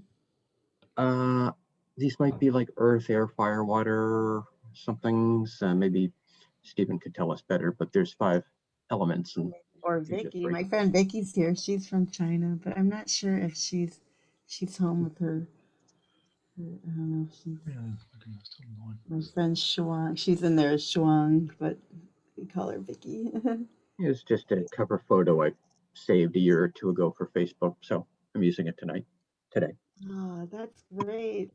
Yesterday I posted let me try to find it. I posted where everybody try to find out what year they were born in, because I was born in the year of the snake. Let's In the see. year of the rabbit. You are Which is, year of the rabbit. Oh, that sounds nicer then. that was my graphic. What year is 1967? Does Here, anybody know? I'm gonna pull up my chart and put it on the screen share so you can see. There So we go. back to it, we hardly had any sort of a Chinese presence in New York. In 1859, there was only 150 known, 151 Okay. known. Oh, there it is now. But Okay. then a lot of the labor came here, and today we have the largest Chinatown in the Western Hemisphere, even larger than San Francisco. Wow. Oh, okay. Wait, so when weren't there many? When did that change? Well, again, after work on the Transcontinental Railroad. So a lot of them came here and they simply settled, and Chinatown became. Until then, they were simply assimilated into Western culture. So then we had a firm one. Now, this is Manhattan, but the one out in Flushing, Queens, and if you don't know New York City geography, that's I across do. East River. Good. Queens, Flushing, Queens, I believe there's more Chinese living there now wow. than the one in Manhattan. But between the two of them in New York City, we have far more Chinese than anywhere, again, including San Francisco, which would be the natural thought. People would simply say, oh, well, I thought San Francisco was larger, for a good reason, but it's here in New York. Wow. My mother was born in New York, so I'm from New Jersey originally. So okay. So I had a late cousin who used to live in Flushing. She also lived in Jackson Heights. Right, Flushing, that's the one. Mm-hmm. Yeah, so. And Queens is the most ethnically diverse county in the U.S. Yep. And in Queens, about 50% of all the adult residents speak another language other than English at home. Half the adult residents. Wow. See the way around, half. And I had no idea the Italians built the subway. My mother's Italian. I don't think I learned that. I didn't even know that. It's one of those little known ones, kind of submerged. It was just like a matter of fact thing, at the time. And the Mohawk Indians, they were the ones that were doing work on tall buildings because they're genetically, they don't have a fear of heights. So they simply walked around on these upper things all the time. And so, wow. Newfoundland and so on and so on. But the Irish, there was so much work on the Brooklyn Bridge that when it's opened, many people stayed home because it was the same day as the Queen's birthday, May 24th. Wow. So, a lot of the Irish workers didn't go to it. But yes, the Italians, well known now through just research and whatever, it's known that the Italians were doing work on the subways here. Wow, that could be a whole talk in and of itself. I don't know if you guys know, but Dave's been doing some talks with through Eventbrite. I just watched one last night about the history of the Waldorf Astoria, and that was great. Oh, and Dave, well done, yeah. Yeah, it was really good. And you've got something else coming up on March 5th. I'll find the information. I'll pop it into the chat because we can. Thank you for the throw. Yes, it's going to be similar to the one that I did before. It'll be upgraded. I have some people sending in small videos of artifacts and things like that, and but it's going to follow the general timeline. It'll be pictures and videos and myself walking through New York events at the time. I'll be featuring many newspaper headlines and people involved in the story and so on and so on. And yes, that'll be March 5th. Thank you. Hey, David, I have a quick question. I seem to forget about the Waldorf. Did Waldorf and Astor work together? I forgot. Now I'd forgotten that.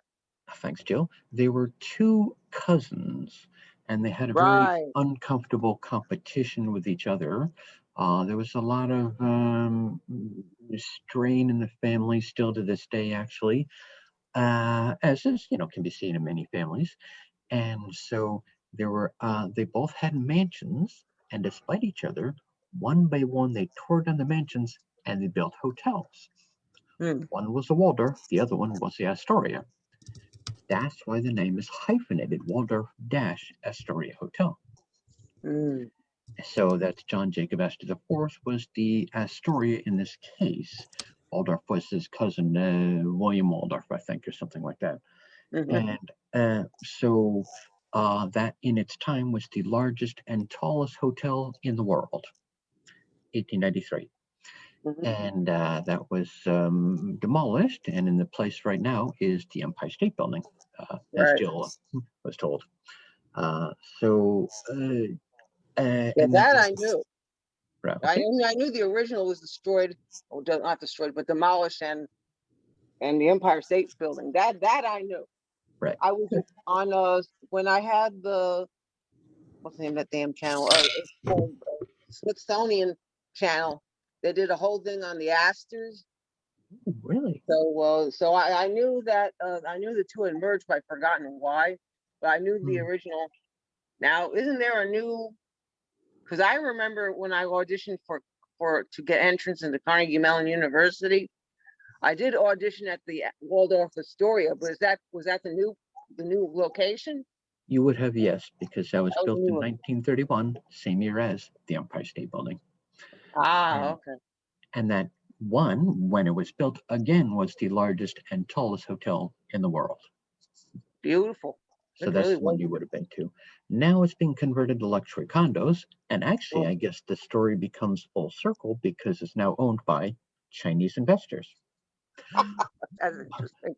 But they're not even remotely involved in real estate. It's like an insurance firm, and it's just a money thing for them. They're just, making a deal. So it's not,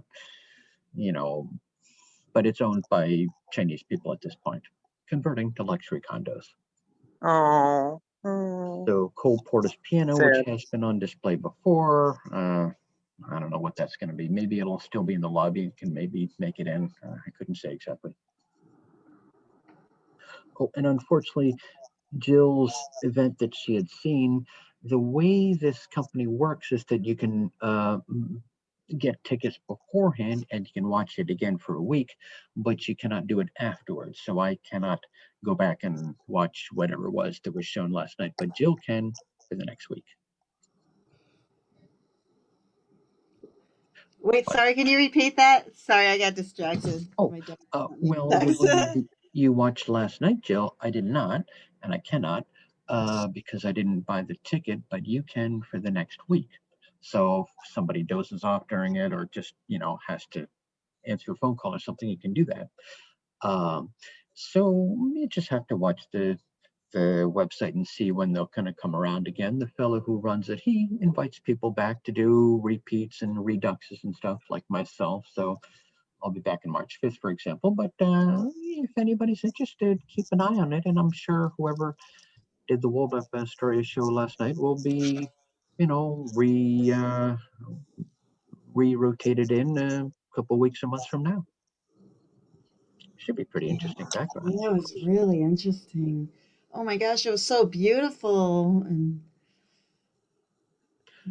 And of course, how we know the Waldorf in its time as the story was, that was the site of the original Titanic inquiry before they went down to Washington a couple days later. And that was kind of a sad irony. And according to Don Lynch, about 30 people were expected at the Waldorf Astoria Hotel for whatever night the Titanic was expected to arrive. Right. Wow. But probably not JJ4 because he had his own mansion, so he just owned the places all. Yeah.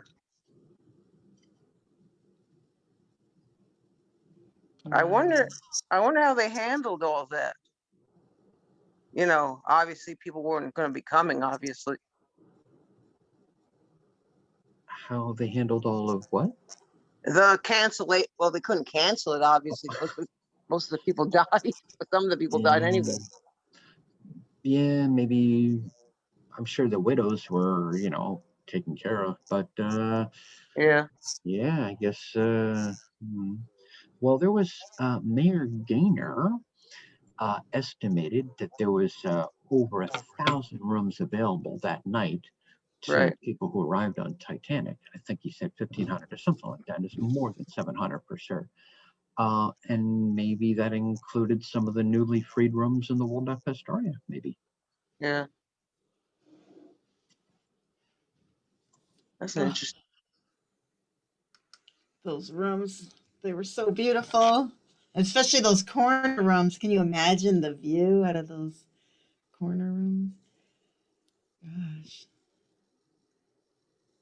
And even thinking about those being in Hong Kong and the view, I just love a good view, especially if it's going to include water.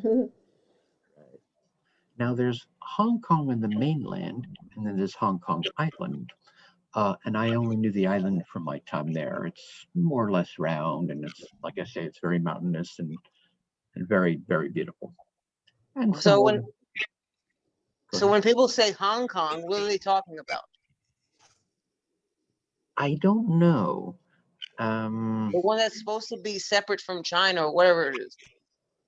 Oh, that's they both talking- of them. Yeah, and that's where all the rioting is going on because they don't like this extradition law and also the Chinese, Yeah. strong arming them. So that's why you see all the tear gas and the riots. And the mayor, Carrie Lam, is just trying to handle all this and answer to her Chinese bosses and handle the Westerners in Hong Kong. But it's been westernized since the English. I think that was a 99-year lease. So they're not about to, step back into the, Chinese rule. So Yeah. so I'm just glad that I went there in my time. Yeah. And there's some influence there. There's Victoria Street, I think, and the trolleys are like the double deckers that we know from London. They're not red, but they're the same type style. But there's many English names, street names, and so on and so on. Yeah, there was a video I was watching. It was a documentary I was watching a couple of days ago. Titanic and her home in Belfast or whatever. And they showed the Thompson. The Thompson. What do they call it? Where they fitted her out. The dry dock, yeah. Huh? The Thompson Dry Dock. I can't think of what they called it. I'm losing it. Anyway, the graving dock, you might say, but okay. Graving dock or whatever. And it was 830 feet or 837. You had to add 850 feet. It was, and I'm watching this and I'm like, I'm trying to visually picture an extra 37 feet. And then they talked about how it was like 60 feet up to the one other building. I mean, she had to. I'm just trying to imagine how majestic she was. It's a good visual, yes. She had to have been just wow. Well, and it's hard to do that. And part of my tour of New York City, as Jill might recollect, because she took my tour, was that simply trying to give people visuals. So I found buildings that are within sight of people where we walk. I can point to them and I say, and Titanic on end is about as tall as that building. Because, 882 feet, that doesn't mean anything to anybody. You may as well say, 1,000 meters or cubits or something like that. It just, it doesn't mean anything. So I found buildings that I can point to and say, so look at that. Like, for example, the World Trade Center, one World Trade Center is about twice the length of Titanic. So you see that and you just go, wow, So two of her would have made one of the one World Trade Center. Wow, that's a good visual. You won't find that on Wikipedia. I know. They always show that visual of Titanic with the big ocean liner behind her. I think that would be a cool visual to see Titanic. Yeah, I've heard that's not correct though. I know. Someone that's not correct. I put it on Instagram and somebody's like, I never want to see that picture again. I said, okay, well, Jill, your sound is very bad. Oh, you know what? I put my planner on top of my computer. That's probably why. Is it better now? I wanted to write down that event for tomorrow. Is it better? I think so, yes. You sounded like you were underwater for a moment. Yeah, I put my planner. Somebody posted the event that's happening tomorrow. The putting on it's being put on by Titanic Honor and Glory. I believe. What's it called again? Ralph put it in the chat. Love of the Sea. I can't find the chat on my cell phone. It's called Love. I'll send it to you privately then. Love of the Sea, revealing the true love story on Titanic. Huh. And I think this is going to be about that research. It says here, February is the love month. Experience the real. Oh, here, I will screen share this so you guys can read it along with me. Interesting. So 13th, huh? Here we go. I'll show you guys. So here it is. The Love of the Sea. You can get on their email list if anyone wants it.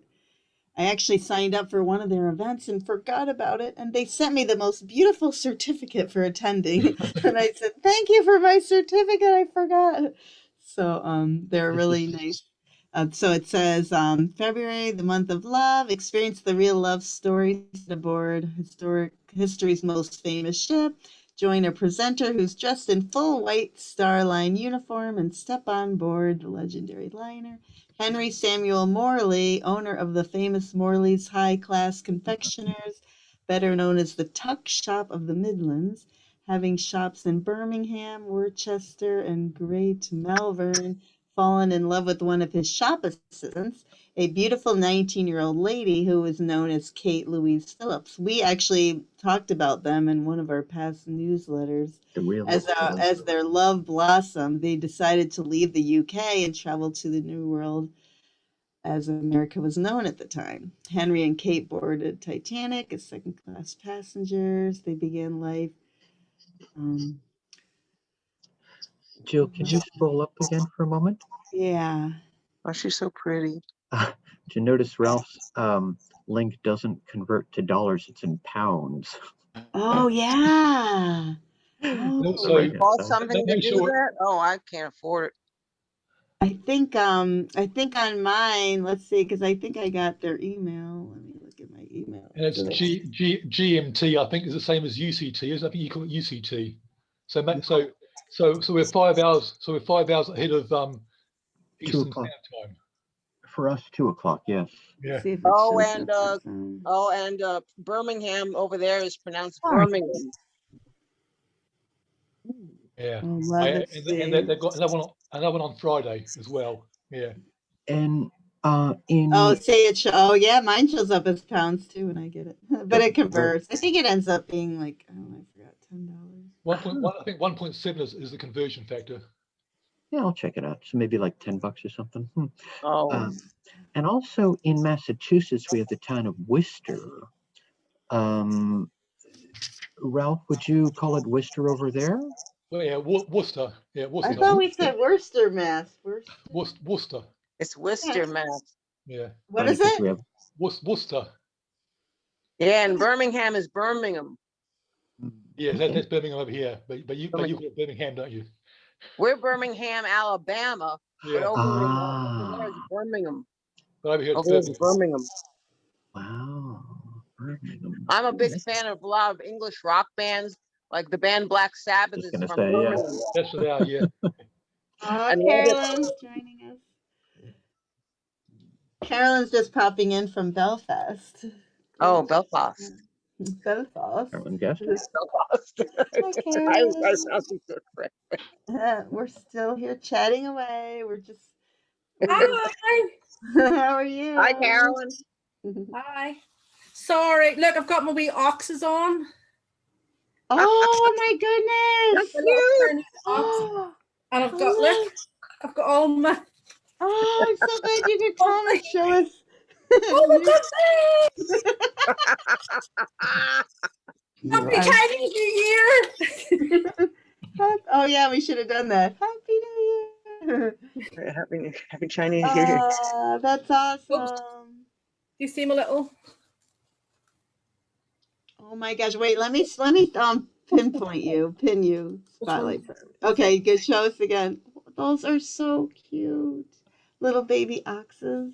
And the gore. I just put them as my earrings. Oh, there you go. That's awesome. All my bunk, because I was going to put it up on the wall, and then there's the third one. It's going to be heart. Look. Oh, that's so. It's not a heart. What is that?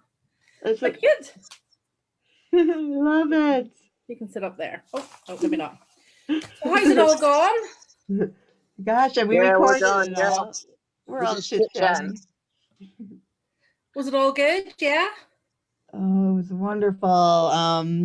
Yeah, we have it recorded and put it up on our YouTube, but you can also probably watch the live stream. But Steven came in and talked about the documentary he's working on the 6 Chinese passengers whose story really hasn't been told. He's done a lot of research to give voices to those men who were shamed. So when you survive a disaster and you were shamed, you pretty much get shamed into silence, and your story is that because they didn't die with the ship? Yep. If you don't die, boy, you're ashamed. But then I don't know. Personally, for me, it's really upsetting. 'Cause, like, suicide's illegal, but you can sacrifice yourself in a shipwreck. Yeah. It's a whole, I don't know, a whole story of ethics. And I think the whole Edwardian, you know, if you were going to be polite, you didn't survive, you know, but then your poor family has to try to figure out how to live without your income and everything, you know, so Yeah, it's awful. but yeah. So how long has this been going on for 7 hours? Gosh, so 2 hours. We started at 8, right at 8. Oh, sorry. Yes, sorry. I'm thinking 7 hours. I'm thinking 8 o'clock my time. Yeah, so my meeting's over, but I've got another one. Flip me. Yeah, I'm actually 3 minutes late for it. But I just thought I would come in and say hello and sorry that I missed you. Yeah.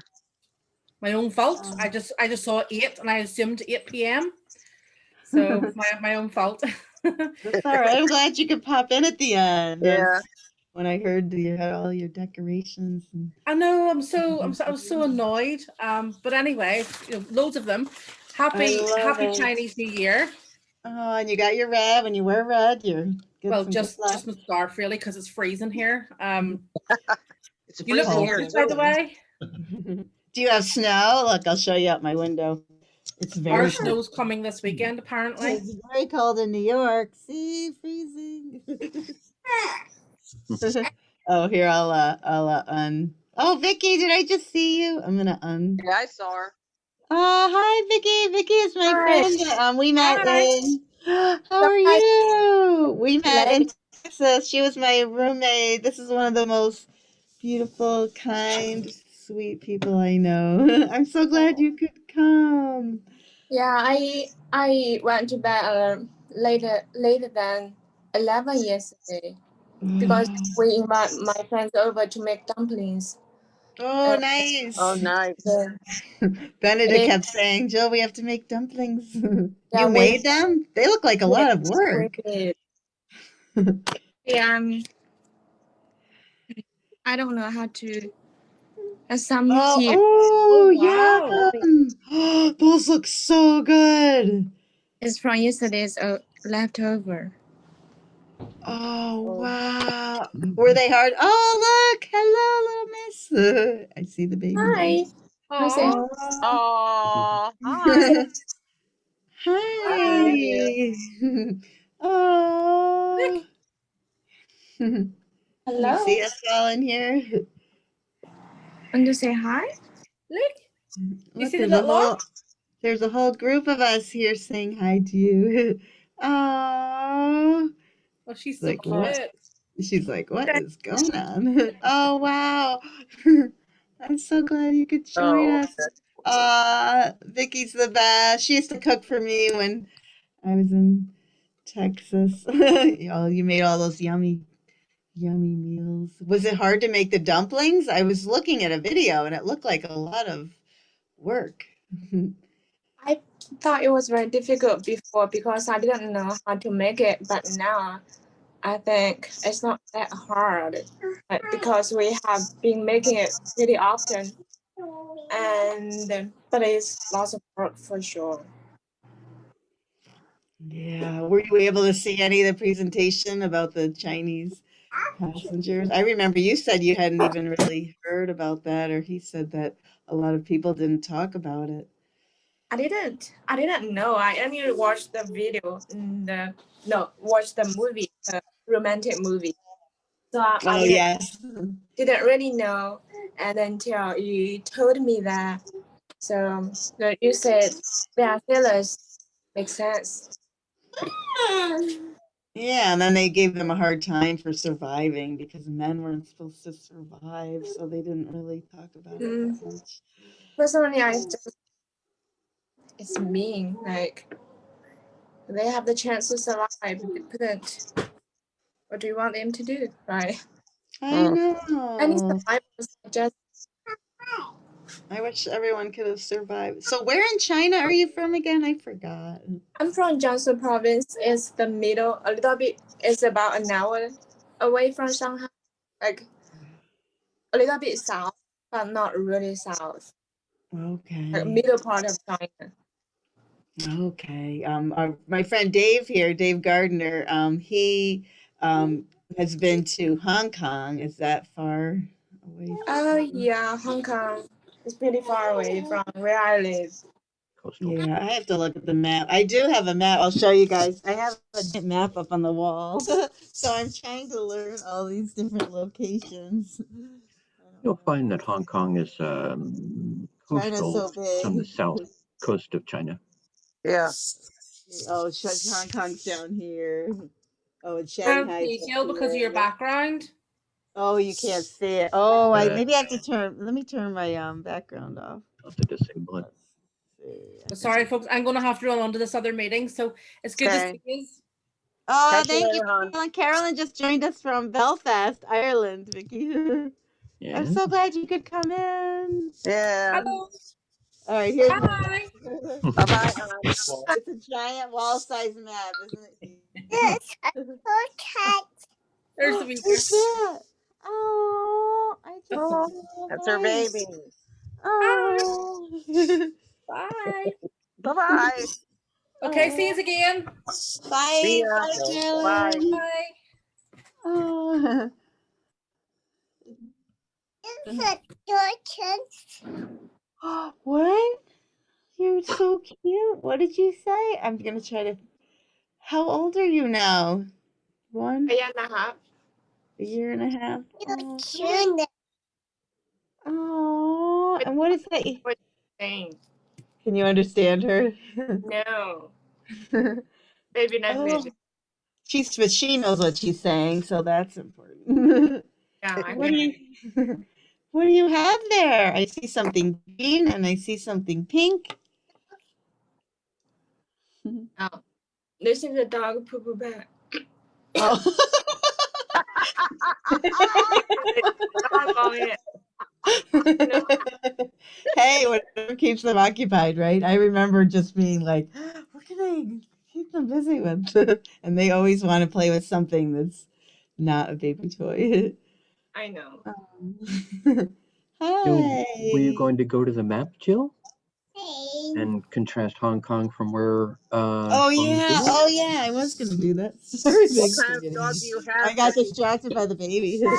Yeah, so can you guys see? Let's see. So here's Hong Kong down here. Right. And So, Shanghai. And then Schwank, where are they building that Titanic replica? Anybody know? it's nowhere near the coast. It's hundreds of miles inland, about 900 miles, I think. Nobody wants. Oh, Sonia's coming back in. Oh, so it's not even near the coast. It's just like on some waterway somewhere. Right. Oh. It's in the coast, right? Near the coast. It's a coastal part. Oh, have you heard of it? That replica that they're building? Hi, Sonia. Welcome back. Hi. My friend Vicky's here. She used to live in China, and she lives in Texas now. We were roommates, and she's one of the most wonderful people. And Sonia here, Vicky, is from India. We've got people here from India, the UK. Hello. All right, I'm gonna look up the address for that romanticity, and then try to. Oh, are you gonna play the drums? Chopsticks. Oh, chopsticks. Of course. Chopsticks can be drums. We're gonna order Chinese food tonight for the Chinese. Oh. Yeah, I think so. I'll do that too. And I heard Vicky. I heard it's supposed to be good luck if you wear red. So Yeah. We haven't get dressed yet. We will wear red today, and we all wear red yesterday. And you're behind me in time too. Well, what time is it for everybody that's here? We're all at 11 after 10. 10 after 3. 8:42 p.m. Right, Sonia's at the end of her day. Okay, so it's in the Sichuan province. Let me look that up.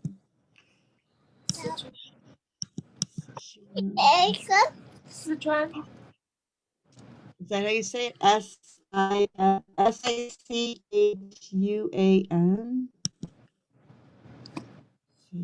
Sichuan. Maybe. So that's Sichuan province. Province, China. Oh, maybe I'll screen share this so you guys can see what I'm doing here. Oh, it's so nice having everyone here. Okay, so maybe we can do. Let's see, I have to bring this back then. Oh, you're right, Dave. It's like right in the middle there. Why couldn't they build it out here where the water is? It's like, right. Wow. I wonder if we can. I wonder if we could do a Google Earth and find this replica. Wouldn't that be fun? Oh, can I know the location? You want to do it? Okay, I'm gonna give you. I'm Yeah, gonna stop, and then you can screen share. Oh yeah, because 2 minutes, just a Sonia's minute. been Google Earthing all kinds of places. All right. Did I give you co-host? Oh, I think I have to give it to you again because you just came back. All right, I'm gonna give you co-host. Okay. Oh, you're gonna take us to the replica? Have you gone and looked at it yet?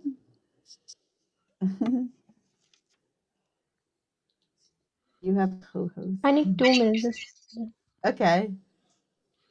Ah, this is nice.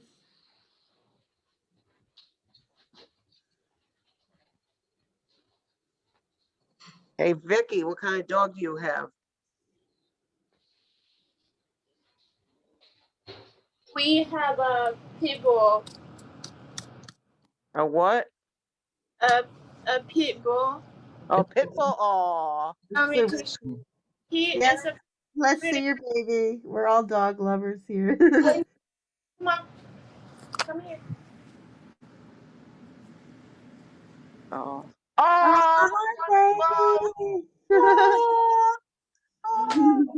Oh wait, Ready? I'll pin her. So, ah, He or she? Very food-minded. He is a Oh, he.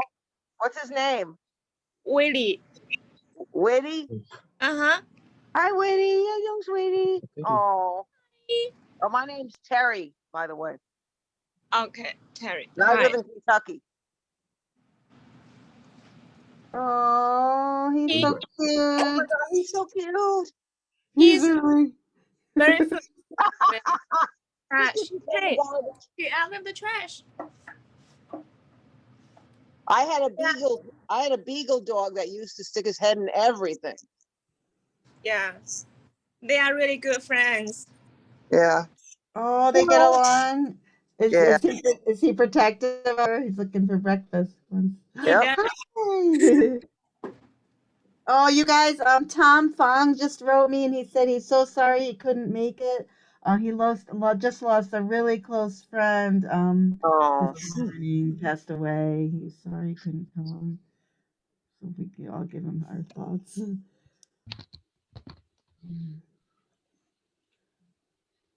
What's going on here? I don't know. We're just giving Sonia a minute to get into the Google. Did you guys all know that you can visit places? I could probably go and zoom in on Vicky's house in Texas. Dave could give his Titanic tour on Google Earth. I haven't done this yet, but Sonia said you can go and inside places too. Like she's walked around inside Titanic Belfast. Get out of here. Seriously?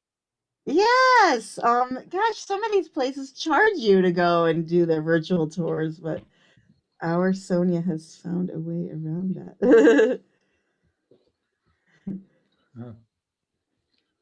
It's just probably taking a minute to get it all. She's got to teach me this Google Earth stuff. I know. Maybe she can. So can you share the process so everybody can watch? Or yeah, just a minute. Then let me start it again. okay. Thank you. I love these young people in the group. They're so enthusiastic and they're always. I learn a lot from them. Oh wait. I how can I hold a second? It's Oh okay. yeah.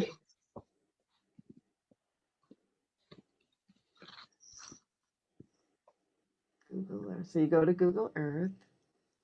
Then you have to launch Earth.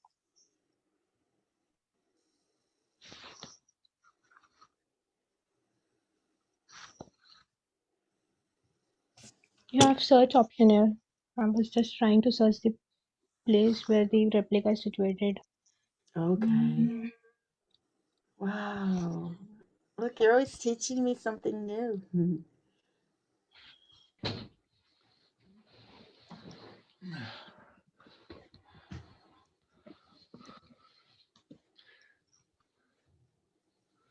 No search result. Hold a second.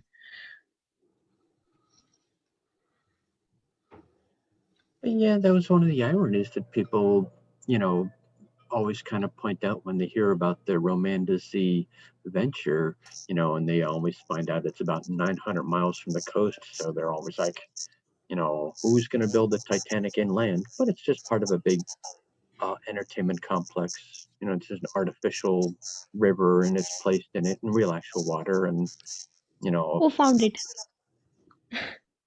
This is the. Sorry for interrupting. Okay. Oh, wow. There it is. Oh my goodness. Wow, there's the old lady. How close do they let you get in there? Wow. We can't get a tour. There is no. Hold a second. That's good. We can't view it. I'm sorry. So rusty That's as already. close as they let you go. Wow.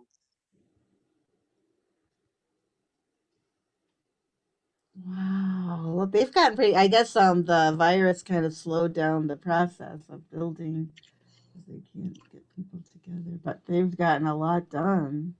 I know people have been kind of critical, like, oh, it's not perfect. Like, Any other place you would like to visit? yeah. Belfast. I want to hear about the Belfast. What's her name? What's I think her and Jill just said about getting into the Belfast. Sonia? Yeah, I'm just doing. Hold a second. My friend is messaging Sorry, again and again. sorry, Jill, for not forgetting your name temporarily. That's all right. I have What's her brain name? too. Look at that. Wow. Wow. Okay. So they built the shape and for a certain reason, right, Dave? Yeah, each corner points to where the Titanic is, where certain I can't remember exactly. It looked like bows of a ship, sure. Is Dave the only one here that's been there besides us and Carolyn, of course? I've been there. You've been there too? Yeah, a few years ago. Totally. I think I went there about a year after it opened. Nice. Oh wow! So, wow, you can really see around. Now, in the background is a very excellent hotel where I stayed, and that circular. And this, okay, in the foreground, that's the actual shipyard where she was. Yeah. Here's the offices. Now a boutique hotel. That's And where the hotel is, right there, where the old drawing offices were. on the left, yes, Now to the right. Oh, did you get to go in and see it? Was it a hotel yet when you were there, Dave? No, it had been abandoned and locked, but not very well. So it's full of pigeon poop and wow! And it was just really wrecked. And they found out that people were intruding on it, and human scavengers as well as animal scavengers. And it was just at its worst, I think, in my time. And after that, they said, okay, let's clean it up and do something with it. Wow, this is amazing. I feel like I'm in a drone flying over the Titanic. Wait, let me give you the tour inside. And see the big grassy field there on the left? That's where they did the picture of the little girl's face that was facing upwards. You could see it from maybe space. You could definitely Google Earth. And an artist has done that in several places in the world, including there. Wow. That's crazy. This is dang. Wow, now we're in. A gift shop. Yeah, there was a tour also. I'm unable to find that. I mean, we could move around. Hold a second. Coffee shop. I guess that's ticket counter. That's very cool. I sat with Maureen and McKinney